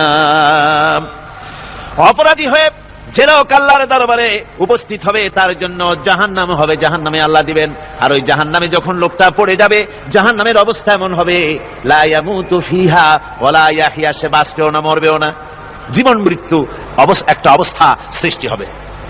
ওই জাহান্নামে নারুল্লাহিল মুকাদাতুল্লাতী তাত্তালিউ আলাল আফইদা, জাহান্নামের প্রচন্ড আওয়াজ, এই আগুন উৎক্ষিপ্ত হয়ে তাদের কলিজা পর্যন্ত, অন্তর পর্যন্ত স্পর্শ করবে এই আগুনের তাপ। আর এদের পাহারায় রাখা হবে ইন্নাহা আলাইহিম মুসাদাতুন ফি আমাদিম মুমাদ্দাদা, জাহান্নামীদের পাহারায় রাখা হবে নির্মম, কঠোর ব্যবহার, কর্কশ আওয়াজ, কর্কশ ভাষী এ ধরনের ফেরেশতাদেরকে রাখা হবে তাদের পাহারায়, তারা নিয়োজিত থাকবে। আল্লাহ রাব্বুল আলামিন বলেন, ও দুনিয়ার মানুষ, ইয়া আইয়ুহাল্লাযীনা আমানু কু আনফুসাকুম ওয়া আহলিকুম নারা, ও ঈমানদারেরা, আল্লাহর তো দয়া বেশি বান্দার জন্য। বান্দার উপরে দয়া কার সবচেয়ে বেশি? সবচেয়ে বেশি দয়া হলো বান্দার উপরে আল্লাহর। আল্লাহ চান না যে সে জাহান্নামে যাক, কঠিন জায়গা জাহান্নাম। আল্লাহ বলেন, ও মুমিনেরা, তুমি নিজে আর তোমার পরিবারবর্গকে জাহান্নামের আগুন থেকে রক্ষা করো, আগুন থেকে রক্ষা করো, জাহান্নামের রাস্তা থেকে তাদের ফিরাও। ওই জাহান্নাম, যেই জাহান্নামের ইন্ধন হবে মানুষ আর পাথর, ফিরাও জাহান্নাম থেকে মানুষকে, তোমার সন্তানদেরকে ফিরাও। আজকে যে সব সন্তানের আল্লাহ বলেন তুমি নিজে বাঁচো, আহল আয়ালকে বাঁচাও। যে সব সন্তান তোমার নামাজ নাই, রোজা নাই, আল্লাহ পরকালের চিন্তা নাই, যারা ইসলামকে বিশ্বাস করে না, যারা মনে করে কোরআন হচ্ছে বেহেশত দোজখের কথা, শুধু ওতে কোন মানুষের অর্থনীতি, সমাজনীতি, রাজনীতির ব্যাপার নাই, মানুষের জীবনের দরকারি জিনিসগুলি সেখানে নাই। সুতরাং আমরা যদি দুনিয়ায় সুখ সমৃদ্ধি পেতে চাই, তাহলে আমাদেরকে মানুষের তৈরি করা মতবাদ মানতে হবে। এইভাবে ছেলেরা যখন মানুষের তৈরিকার মতবাদের এদিকে যখন দৌড়ায়, মা বাপ যদি তাদেরকে না ফিরায়, জাহান্নাম থেকে বাঁচাবার জন্য যদি চেষ্টা না করে, কিয়ামতের দিন ওই সন্তানেরা জাহান্নামে, যখন জাহান্নামের অর্ডার তাদের হয়ে যাবে, তারা বলবে রব্বানা আরিনাল্লাযাইনি আদাল্লানা, হে আমার প্রভু, কে আমাদেরকে গোমরাহ করে দিল, মিনাল জিন্নি ওয়াল ইনসি, জিনের ভিতর থেকে, মানুষের ভিতর থেকে, আমাদের নেতারা, আমাদের মা বাপ, আমাদের মুরব্বী, কারা আমাদেরকে বিভ্রান্ত করলো, তোমার রাস্তা থেকে সরাই দিল, ওরা কই? ওদেরকে নিয়ে আসো। আমাদেরকে এই খারাপ রাস্তা থেকে ফিরায় নাই, জাহান্নামের পথে চলেছি, আমাকে ফিরায় নাই। ও আল্লাহ, আজকে এই জাহান্নামে যাওয়ার আগে ওই মা বাপ আর মুরব্বী আর নেতাগুলি নিয়ে আসো, নাজআলহুমা তাহতা আকদামিনা লিয়াকুনা মিনাল আসফালিন, নিয়ে আসো, ওদেরকে পায়ের তলে রেখে তারপরে জাহান্নামে যাব। আমার ভাইরা, যে ছেলে আজকে মানুষের তৈরি করা মতবাদের আন্দোলন করছে, সেকুলারিজম করছে, সোশ্যালিজম করছে, ক্যাপিটালিজম করছে, তারপরে ন্যাশনালিজম করছে, হাজারো মতবাদের দিকে আকৃষ্ট হয়েছে আপনার ছেলে, আপনার স্ত্রী, আপনার বোন, আপনার ভাই, আপনি জেনে শুনে তাদেরকে ফিরাচ্ছেন না, আল্লাহর রাস্তায় আনতেছেন না। কিয়ামতের দিন ওরা পালাইতে যাবে, এবং ওদের এই অপরাধের কারণে, ফিরানোর কারণে, সহযোগিতা করার কারণে কিয়ামতের দিন অবস্থা করুণ হয়ে যাবে। এই জন্য আল্লাহ রাব্বুল আলামিন বলছেন, হে বিশ্বাসীরা, আমাকে তোমরা যারা বিশ্বাস করেছো, ঈমান এনেছো, নিজে বাঁচো আর নিজের আহল আয়ালকে জাহান্নামের আগুন থেকে বাঁচাও। ওই জাহান্নাম আলাইহা মালাইকাতুন গিলাদুন শিদাদুন লা ইয়াসুনাল্লাহা মা আমারাহুম ওয়া ইয়াফআলুনা মা ইউমারুন। আল্লাহ রাব্বুল আলামিন বলেন, সেখানে অত্যন্ত কর্কশ, রূঢ় এবং নির্মম স্বভাবের এমন সব ফেরেশতা পরিচালক হিসেবে জাহান্নামে দেওয়া হবে, যারা আল্লাহর নির্দেশের বাইরে কোনো কাজ করে না, তারা সেই সব কাজই করে যা আল্লাহ তাদেরকে হুকুম করেন। তাদেরকে অনুরোধ করে, দরখাস্ত করে কোন রকম তাদের কাছ থেকে কোনো কৃপা, কোনো করুণা, কোনো মহব্বত কিছুই পাওয়া যাবে না। অত্যন্ত কর্কশ, রূঢ় মেজাজের ফেরেশতা সেখানে পরিচালক হিসেবে দেওয়া হবে। আর ওই জাহান্নামীদেরকে, যারা জাহান্নামে যাবে কিয়ামতের দিন, ফাল্লাযীনা কাফারু কুত্তিআত লাহুম সিয়াবুম মিন নার, আগুন দিয়ে কেটে তাই দিয়ে পোশাক তৈরি করে দেওয়া হবে, আগুনের পোশাক পরিয়ে দেওয়া হবে। আগুনের পোশাক গায়ে পরিয়ে দেওয়ার পরে কুল্লামা নাদিজাত জুনুদুহুম বাদদালনাহুম জুনুদান গায়রাহা, একবার চামড়া পুড়ে যাবে, জাহান্নামের আগুনের চামড়া পুড়ে গলে যাবে, আবার আল্লাহ রাব্বুল আলামিন নতুন করে চামড়া পরিয়ে দিবেন, যাতে করে শাস্তির তীব্রতা অনুভব করতে পারে। জোরে কোন নাউজুবিল্লাহ। আমার ভাইরা, জাহান্নামীরা ক্ষুধার যন্ত্রণায়, তৃষ্ণার যন্ত্রণায় আকাশের দিকে তাকায় থাকবে, উপরের দিকে তাকায় থাকবে, বলবে আরে যদি একটু বৃষ্টি হতো, মেঘ হতো। হঠাৎ করে দেখবে যে উপরে কালো মেঘ হয়ে গেছে, মনে করবে যে এবার বুঝি বৃষ্টি হবে, পানি পান করব। মেঘ তারা দেখতে পেল, মেঘের ভিতর থেকে অল্পক্ষণের ভিতরে গরম পানি পড়বে, এমন গরম পুঁজ, এমন গরম রক্ত পড়বে, যেগুলি পান করলে পরে সঙ্গে সঙ্গে পেটের নাড়ি ভুঁড়ি আর কলিজা পিছনের দরজা দিয়ে সব বেরিয়ে যাবে। নাউজুবিল্লাহি মিন যালিক। হে আল্লাহ, এই কঠিন অবস্থা থেকে তুমি আমাদেরকে হেফাজত করো। জোরে বলেন আমিন। সবাই বলেন আমিন। আমার ভাইয়েরা, তামসার ব্যাপার নয়। ও যুবক ভাইয়েরা, শিক্ষিত ভাইয়েরা, তামসা করার ব্যাপার না। দুনিয়ায় খেল তামাশা ফুর্তি করার জায়গা না। जगह जी लगाने के लिए ये दुनिया नहीं है, ये इबरत की जा है, तमाशा नहीं है। দুনিয়া উপদেশ গ্রহণ করার জায়গা, খেল তামাশা করার জায়গা না। এই পৃথিবীতে আল্লাহ রাব্বুল আলামিন বলেন, নাফরমানি করলে পরে জাহান্নামে যাবেই, জাহান্নামে যেতে হবে। ওই জাহান্নামীদেরকে কি খেতে দেওয়া হবে? আল্লাহ পাক বলছেন, শোনো, খেতে দেব কি? তুসকা মিন আইনিন আনিয়া, ফুটন্ত গরম পানি তাদেরকে পান করতে দেওয়া হবে। লাইসা লাহুম তুআমুন ইল্লা মিন দারি, কাঁটা যুক্ত ঘাস তাদেরকে খেতে দেওয়া হবে। লা ইউসমিনু ওয়ালা ইউগনি মিন জু, এই খাবারে তাদের শরীর পরিপুষ্ট হবে না, আর ক্ষুধাও নিবৃত্ত হবে না। আমার বন্ধুগণ, এমন কঠিন জাহান্নামের অবস্থা থেকে মাপ পাওয়ার জন্য ইমানের জোশ আসতে হবে, ইমানদার হতে হবে, আর নাফরমানিকে ছেড়ে দিতে হবে। জাহান্নামে যখন মানুষদেরকে নিয়ে যাওয়া হবে, জাহান্নামীদেরকে, ইযা উলকু ফিহা সামিউ লাহা শাহীকান ওয়া হিয়া তাফুর, যখনই খোদাদ্রোহীদেরকে জাহান্নামের দিকে নিয়ে যাওয়া হবে, আজ তো খুব মাতবাড়ি, কত ভক্ত আছে, তারপরে কত শক্তি, কত কিছু, কিন্তু আল্লাহর দরবারে যখন হাজির হবে, কোনো শক্তি তখন কাজে লাগবে না, কোনো শক্তি কাজে লাগবে না। জাহান্নামে যখন তাদেরকে নিয়ে যাওয়া হবে, জাহান্নাম তখন গোসায় ফেটে পড়তে থাকবে, জাহান্নামের ভিতর থেকে গর্জন আসতে থাকবে, তাকাদু তামাইয়াজু মিনাল গায়জ, জাহান্নাম যেন গোসায় ফেটে পড়তে চাইবে। কুল্লামা উলকিয়া ফিহা ফাওজুন সাআলাহুম খাজানাতুহা আলাম ইয়াতিকুম নাদির, জাহান্নামের পরিচালক বলবে, ও আল্লাহর বান্দা, কেন আজ জাহান্নামে আসলি, কেন দোজখে আসলি? আলাম ইয়াতিকুম নাদির, তোর কাছে কি কোনো ভীতি প্রদর্শক কেউ যায় নাই? কোন নবীর কথা কি শোনো নাই? কোরআনের কথা কি শোনো নাই? হাদিসের কথা কি শোনো নাই? জাহান্নামে কেন এলি? এত বড় খারাপ জায়গা কেন আসলি? শোনো নাই কি কোনো ভয় দেখানো কেউ কি সব সতর্কবাণী শোনায় নাই? বেঈমানেরা বলবে, ক্বালু বানা ক্বাদ জাআনা নাযীর, হ্যাঁ আমাদের কাছে এসেছিল, আমাদের কাছে ভীতি প্রদর্শনকারী এসেছিল। ফাকাযযাবনা ওয়া কুলনা মা নাযালাল্লাহু মিন শাই, এসেছিল কিন্তু আমরা বলেছি বেটা মিথ্যে কথা বলে, জোরে কর নাউযুবিল্লাহ, বেটা মিথ্যে কথা বলে। কিসের বেহেশত, কিসের দোজখ? খালি খালি দোজখের একটা ভয় দেখাইয়া দুনিয়ার এই টাটকা সুখগুলি নষ্ট করতে চায় এরা। পয়গম্বরদেরকে এরকম বলেছে, আর আলেমদেরকে যখন কোরআন হাদিস থেকে বলা হয় তখন বলে, এরা জানি দোজখের কথা কইতে, দোজখ কিসের, আর বেহেশত সে তো এক অসভ্য উদ্যান, জোরে কর নাউযুবিল্লাহ। এমনি করে তারা তামসা করে। ওরা বলবে, আমরা এসেছিল ভীতি প্রদর্শনকারী, আমরা মিথ্যে মনে করেছি, বলেছি ওটা মিথ্যে কথা, আর বলেছি আল্লাহ এই ধরনের কিছু নাজিল করেন নাই।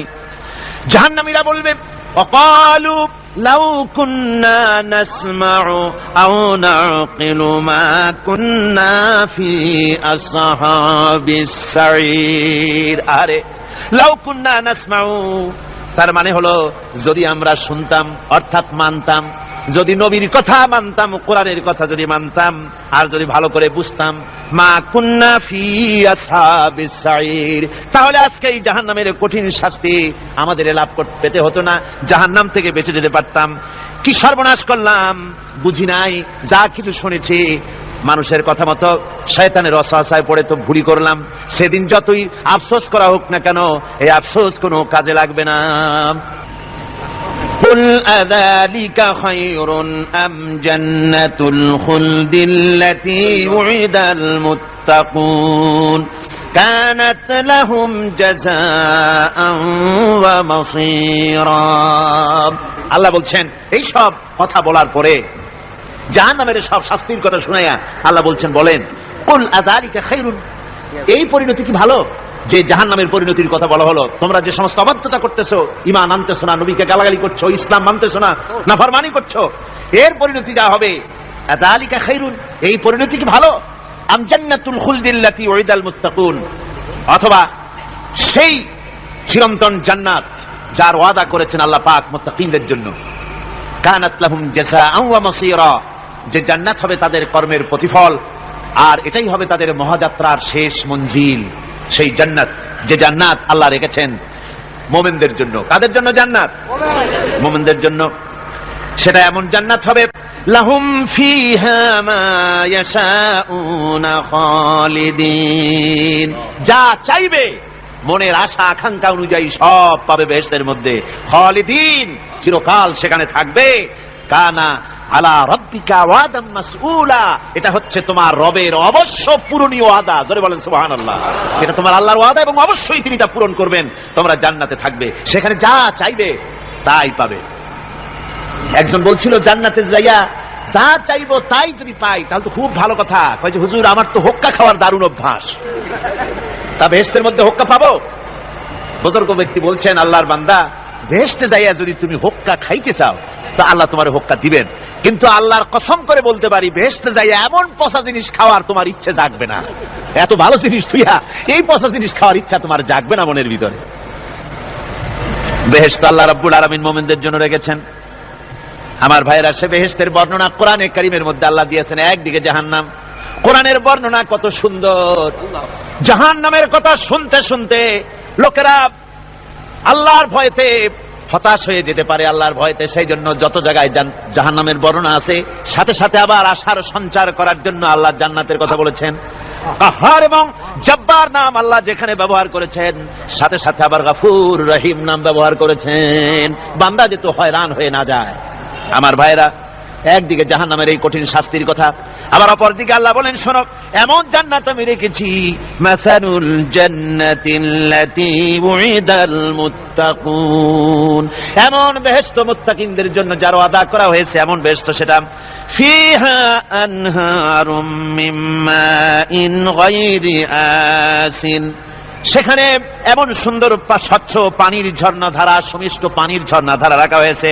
ওয়া আনহারুম মিন লাবানিন লাম ইয়াতাগায়্যার তা'আমুহু, আর সেখানে দুধের ঝর্ণা রাখা হয়েছে যার স্বাদ কখনো নষ্ট হবে না। ওয়া আনহারুম মিন খামরিন লাযযাতান লিশ-শারিবিন, আর রাখা হয়েছে পানীয়ের ঝর্ণাধারা যা পানকারীদের জন্য অত্যন্ত সুন্দর হবে, খুবই সুস্বাদু হবে। আর রাখা হয়েছে ওয়া আনহারুম মিন আসালিম মুসাফফা, পরিষ্কার পরিচ্ছন্ন সুস্বাদু মধুর ঝর্ণা। ধরে বলেন সুবহানাল্লাহ। ওয়া সাকাহুম রাব্বুহুম শারাবান তাহুরা, জান্নাতের ভিতরে তোমাদেরকে পান করানো হবে শারাবান তাহুরা, পবিত্র পানীয়। তাহের এবং তাহুর দুটি কথা। তাহের বলা হয় সেই জিনিসকে যা নিজে পাক, আর একজনকে পাক করতে পারে না, যেমন মধু, যেমন তেল, যেমন দুধ নিজে পাক, কিন্তু দুধ দিয়ে যদি কেউ গোসল করে, দুধ দিয়ে যদি কেউ উযু করে, ও নিজে পাক, কিন্তু আপনাকেও পাক করতে পারবে না। এটার নাম হচ্ছে তাহের। আর তাহুর বলা হয় সেই জিনিসকে যে নিজেও পাক এবং অন্যকেও পাক করে দিতে পারে, যেমন পানি নিজে পাক, ওটার দ্বারা উযু করলে, গোসল করলে সেও কি হবে? পাক হয়ে যাবে। আল্লাহ তাই বলেন জান্নাতের ভিতরে ওয়া সাকাহুম রাব্বুহুম শারাবান তাহুরা, জান্নাতের ভিতরে শরাবে তাহুর পান করানো হবে। ওই শরাবটা নিজেই পাক, আর যে পান করবে তাকে আরো পরিচ্ছন্ন পবিত্র করে দেবে। জোরে বলেন সুবহানাল্লাহ। সেই শরাব হবে এমন, খিতামুহু মিস্ক, যার মুখগুলি সুন্দর করে সুগন্ধ জিনিস দিয়ে, সুগন্ধি দিয়ে, মিস্ক দিয়ে আটকানো রয়েছে। তারপরে কি? وفي ذلك فليتنافس المتنافسون, এবার এই শরাব পান করার জন্য, এই পবিত্র পানীয় পান করার জন্য প্রতিযোগিতা করো। কে তোমরা প্রতিযোগিতা করে তার কাছে যেতে পারো? কিয়ামতের দিন আল্লাহ পাক জান্নাতে এই জিনিস পান করাবেন, আর ওই পাগলেরা কয় মদ খাওয়াবে। জোরে কান নাউযুবিল্লাহ। যার যে অভ্যাস সেটাই সে নিজেও তাই চিন্তা করে। আমার বন্ধুগণ, জান্নাতের ভেতরে আল্লাহ রাব্বুল আলামিন এভাবে মধুর ঝর্ণা রাখবেন, দুধের ঝর্ণা রাখবেন, সতত প্রবাহিত ঝর্ণাধারা সেখানে থাকবে। মুত্তাকিনা আলাল আরাইকি লা ইয়ারাউনা ফিহা শামসান ওয়ালা জামহারিরা, জান্নাতীরা ঠেস দিয়ে ছায়ার মধ্যে আরাম করে বসে থাকবেন, না তাদেরকে সূর্যের তাপ জ্বালাতন করবে, আর না তাদের সেখানে কোনো কষ্ট হবে। এমনি করে আরাম করে তারা তার ভেতরে থাকবে, আর সেখানে তাদেরকে সুন্দর করে ছায়া সুনিবিড় এক সুন্দর জান্নাতের ভেতরে এক সুন্দরতম পরিবেশের মধ্যে আল্লাহ রাব্বুল আলামিন তাদেরকে সেখানে রাখবেন। এরপরে তারা وَإِذَا رَأَيْتَ ثُمَّ رَأَيْتَ نَعِيمًا وَمُلْكًا كَبِيرًا, সেখানে যেদিকেই তাকাবে সেদিকেই শুধু নিয়ামতের সাম্রাজ্য দেখতে পাবে, শুধু নিয়ামত আর নিয়ামত, এগুলি তাদের চোখে পড়বে। সেখানে না সূর্যের তাপ আর না শীতের প্রকোপ, কোনো কষ্ট নাই, মানুষের শরীর থেকে ঘামও বেরোবে না, সেখানে বার্ধক্য এসে কাউকে পীড়া দিবে না। হুজুর একজন বুড়া লোককে বলছিলেন, মিয়া তুমি তো ভেস্তে যাবে না, তুমি তো বুড়া মানুষ, তুমি তো ভেস্তে যাইতে পারবে না।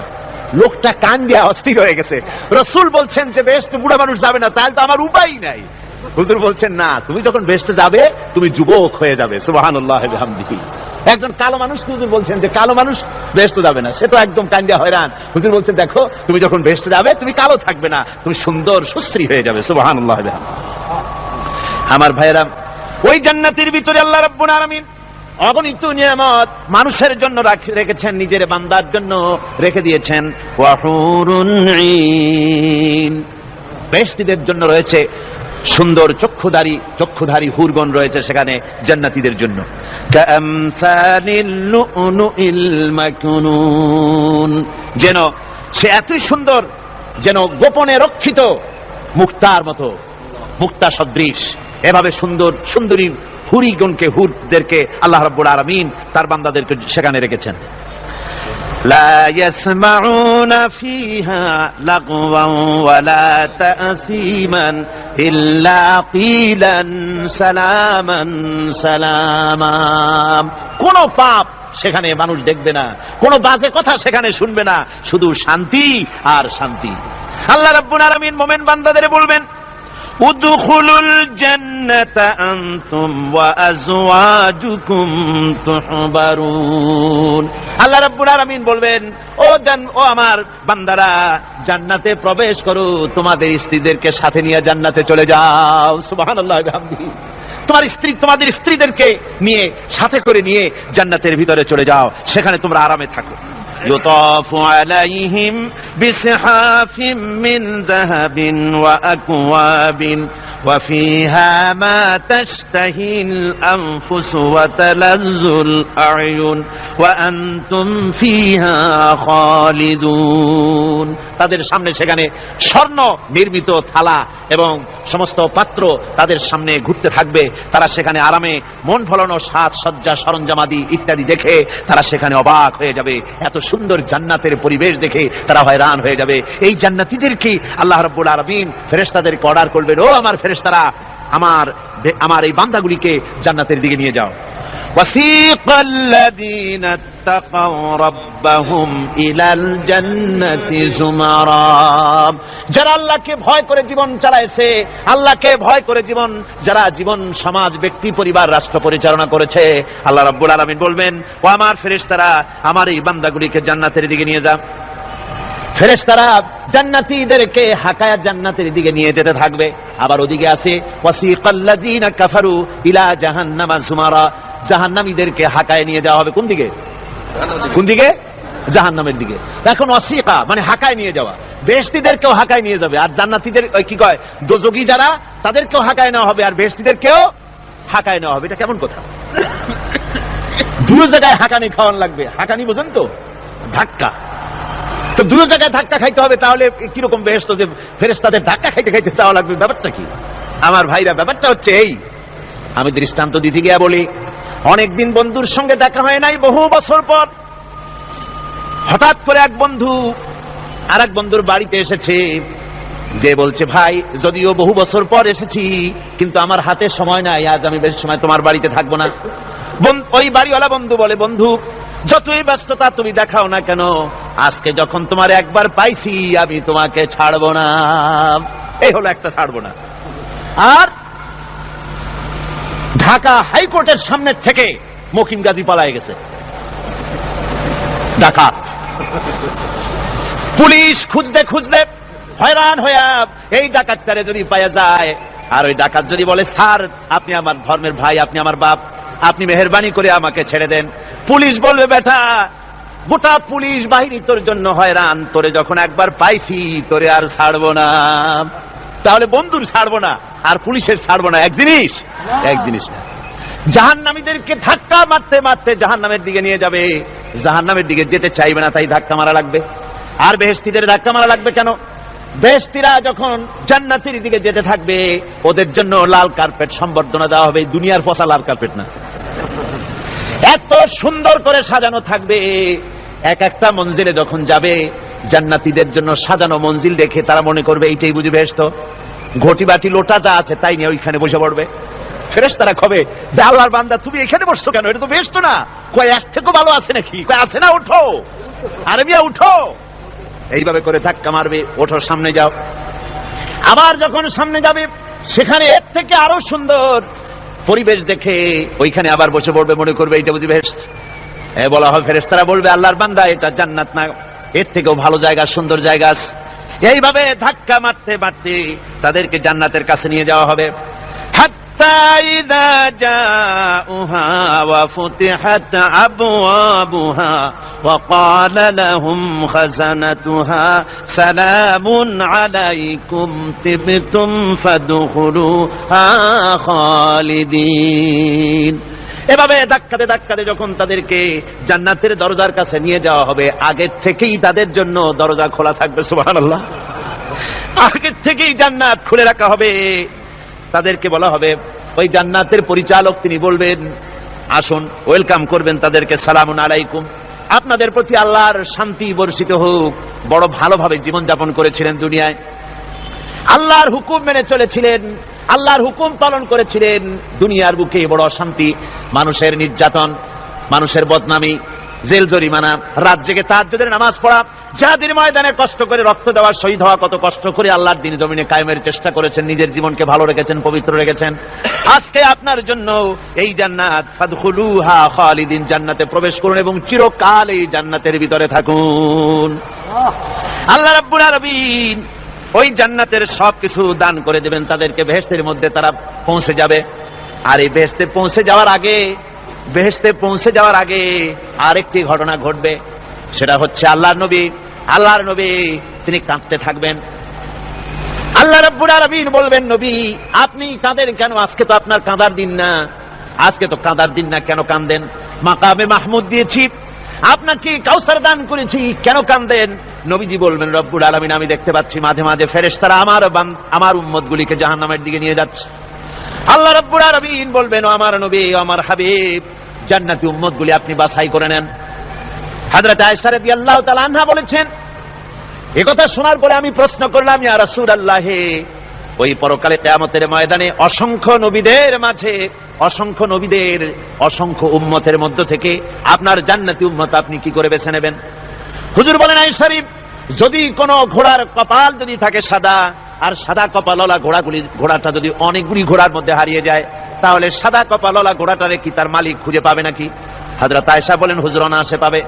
হুজুর বলেন, কিয়ামতের দিন অসংখ্য মানুষের ভিতরে আমার জান্নাতি উম্মত আমি এইভাবে বেছে নেব, যারা দুনিয়ার ভেতরে নামাজ পড়েছে, ঈমান এনেছে, ঈমানদার ছিল, দ্বীনের কাজ করেছে, আল্লাহর সাথে নাফরমানি করে নাই, নামাজ পড়েছে সঠিকভাবে, আল্লাহর সঙ্গে নাফরমানি করে নাই, সঠিকভাবে দ্বীন পালন করেছে, তাদের চেহারার ভিতরে ঈমানের নূর চমকাতে থাকবে। ওই ঈমানের নূরের চমক দেখে দেখে আমার উম্মতগুলি আমি বাছাই করব। সেদিন ওই কিয়ামতের ময়দানে যারা নামাজ পড়ে না, রোজা রাখে নাই, বরং দ্বীনের সঙ্গে বিরোধিতা করেছে, আল্লাহর সঙ্গে নাফরমানি করেছে, ইসলামকে অস্বীকার করেছে, আল্লাহর দ্বীন যারা জমিনে কায়েম করতে চায় তাদের সঙ্গে বেয়াদবি করেছে, ওরা বলবে, হে রাসূল আমিও তো আপনার উম্মত, আমারও সুপারিশ করুন। আল্লাহ নবী বলবেন, ভেগে যাও, দূর হয়ে যাও, তুমি যদি আমার উম্মত হবে তাহলে এসব উম্মতের মতো ঈমানের নূরের চমক তোমার ভেতরে আমি দেখতে পেতাম। ওই হাসরের ময়দানে আল্লাহ নবী যদি বলেন, তুমি আমার উম্মত নও, ভেগে যাও, এর থেকে অসহায়, এর থেকে এতিম অবস্থার মানুষের জন্য কিছু হতে পারে না। আল্লাহ এই দুরবস্থা থেকে আমাদেরকে যেন হেফাজত করেন। আল্লাহ রাব্বুল আলামিন যেন আমাদেরকে নবীর সুপারিশ কিয়ামতের দিন আমাদের জন্য নসিব করে দেন। জোরে বলেন আমিন। আল্লাহ পাক জিজ্ঞেস করবেন, ও আমার বান্দারা, ও আমার জান্নাতি বান্দারা, আমি তোমাদেরকে যে সব ওয়াদা করেছিলাম সে ওয়াদা মতো সব পাইছো কিনা? আমি ওয়াদা করেছিলাম আমার জন্য রাত জেগে যদি তাহাজ্জুদের নামাজ পড়ো, নামাজ রোজা হজ যাকাত যদি করো, আমার দিন কায়েমের জন্য যদি আন্দোলন করো, রক্ত যাও, আমার জন্য যদি কষ্ট করো, শহীদ হও, তাহলে আমি তোমাদেরকে জান্নাত দেব। যত ওয়াদা করছিলাম তা পেয়েছো কিনা? জান্নাতীরা বলবে, ক্বালু নাআম, সব পেয়েছি, সব নিয়ামত পেয়েছি। আল্লাহ বলেন, সব পাও নাই, ওয়ালাদাইনা মাজিদ, আমার কাছে আরো বেশি আছে, আমার কাছে আরো বেশি আছে, সব পাও নাই। জান্নাতীরা বসে থাকবেন, বুঝতে পারবেন না, এত নিয়ামত পেয়েছি, আল্লাহর কাছে আরো আছে। আল্লাহর নবী তখন মুখ খুলবেন, নবীজি বলবেন, রব্বুল আলামিন, জান্নাতীরা বলতে সাহস পেতেছে না, সব পেয়েছে ঠিকই, কিন্তু যার জন্য গভীর রাতের আরামের ঘুমকে হারাম করে তাহাজ্জুদের নামাজ পড়েছে, যার জন্য স্ত্রী পুত্র পরিজনের মায়া পরিত্যাগ করে জিহাদের ময়দানে শহীদ হয়েছে, যার জন্য জেল খাটলো, জরিমানা দিল, যার জন্য নির্যাতিত হলো, সে আল্লাহ রাব্বুল আলামিনকে তারা এখনো দেখে নাই। আল্লাহ রাব্বুল আলামিন বলবেন, আমি আমার বান্দার সে আরজ পুরা, সে আরজি পুরা করব। আল্লাহ রাব্বুল আলামিন তার সামনের থেকে সমস্ত নূরের পর্দাগুলি সরে যাবে। রব্বুল আলামিন তার বান্দার দিকে, বান্দার সামনে জালুয়া আফরোজ হবেন। আল্লাহ পাক কোরআনে কারীমের ভিতরে বলছেন, উজুহু ইয়াউমাইযিন নাযিরা ইলা রাব্বিহা নাযিরা। বান্দা, আল্লাহ পাক বান্দার দিকে তাকিয়ে থাকবেন, আর সমস্ত বান্দারা আল্লাহ রাব্বুল আলামিনের দিকে তাকিয়ে থাকবে। এই অবস্থায় কত কাল চলে যাবে কেউ টের পাবে না। রব্বুল আলামিন জান্নাতের ভিতরে, তোমার জান্নাতীরা যেদিন তোমাকে দেখবে, ওই দিন আমাদেরকেও জান্নাতে একটু জায়গা করে দিও আল্লাহ। আমরা যেন ওই জান্নাতের ভেতরে বসার জায়গা যদি না পাই, আমরা গুনাহগার মানুষ, জান্নাতের কোনো একটু জায়গায় ঠাই করে দিও যেন তোমারে দেখতে পাই। আয় আল্লাহ, তোমাকে দেখার তৌফিক আমাদের দিও, জোরে বলেন আমিন।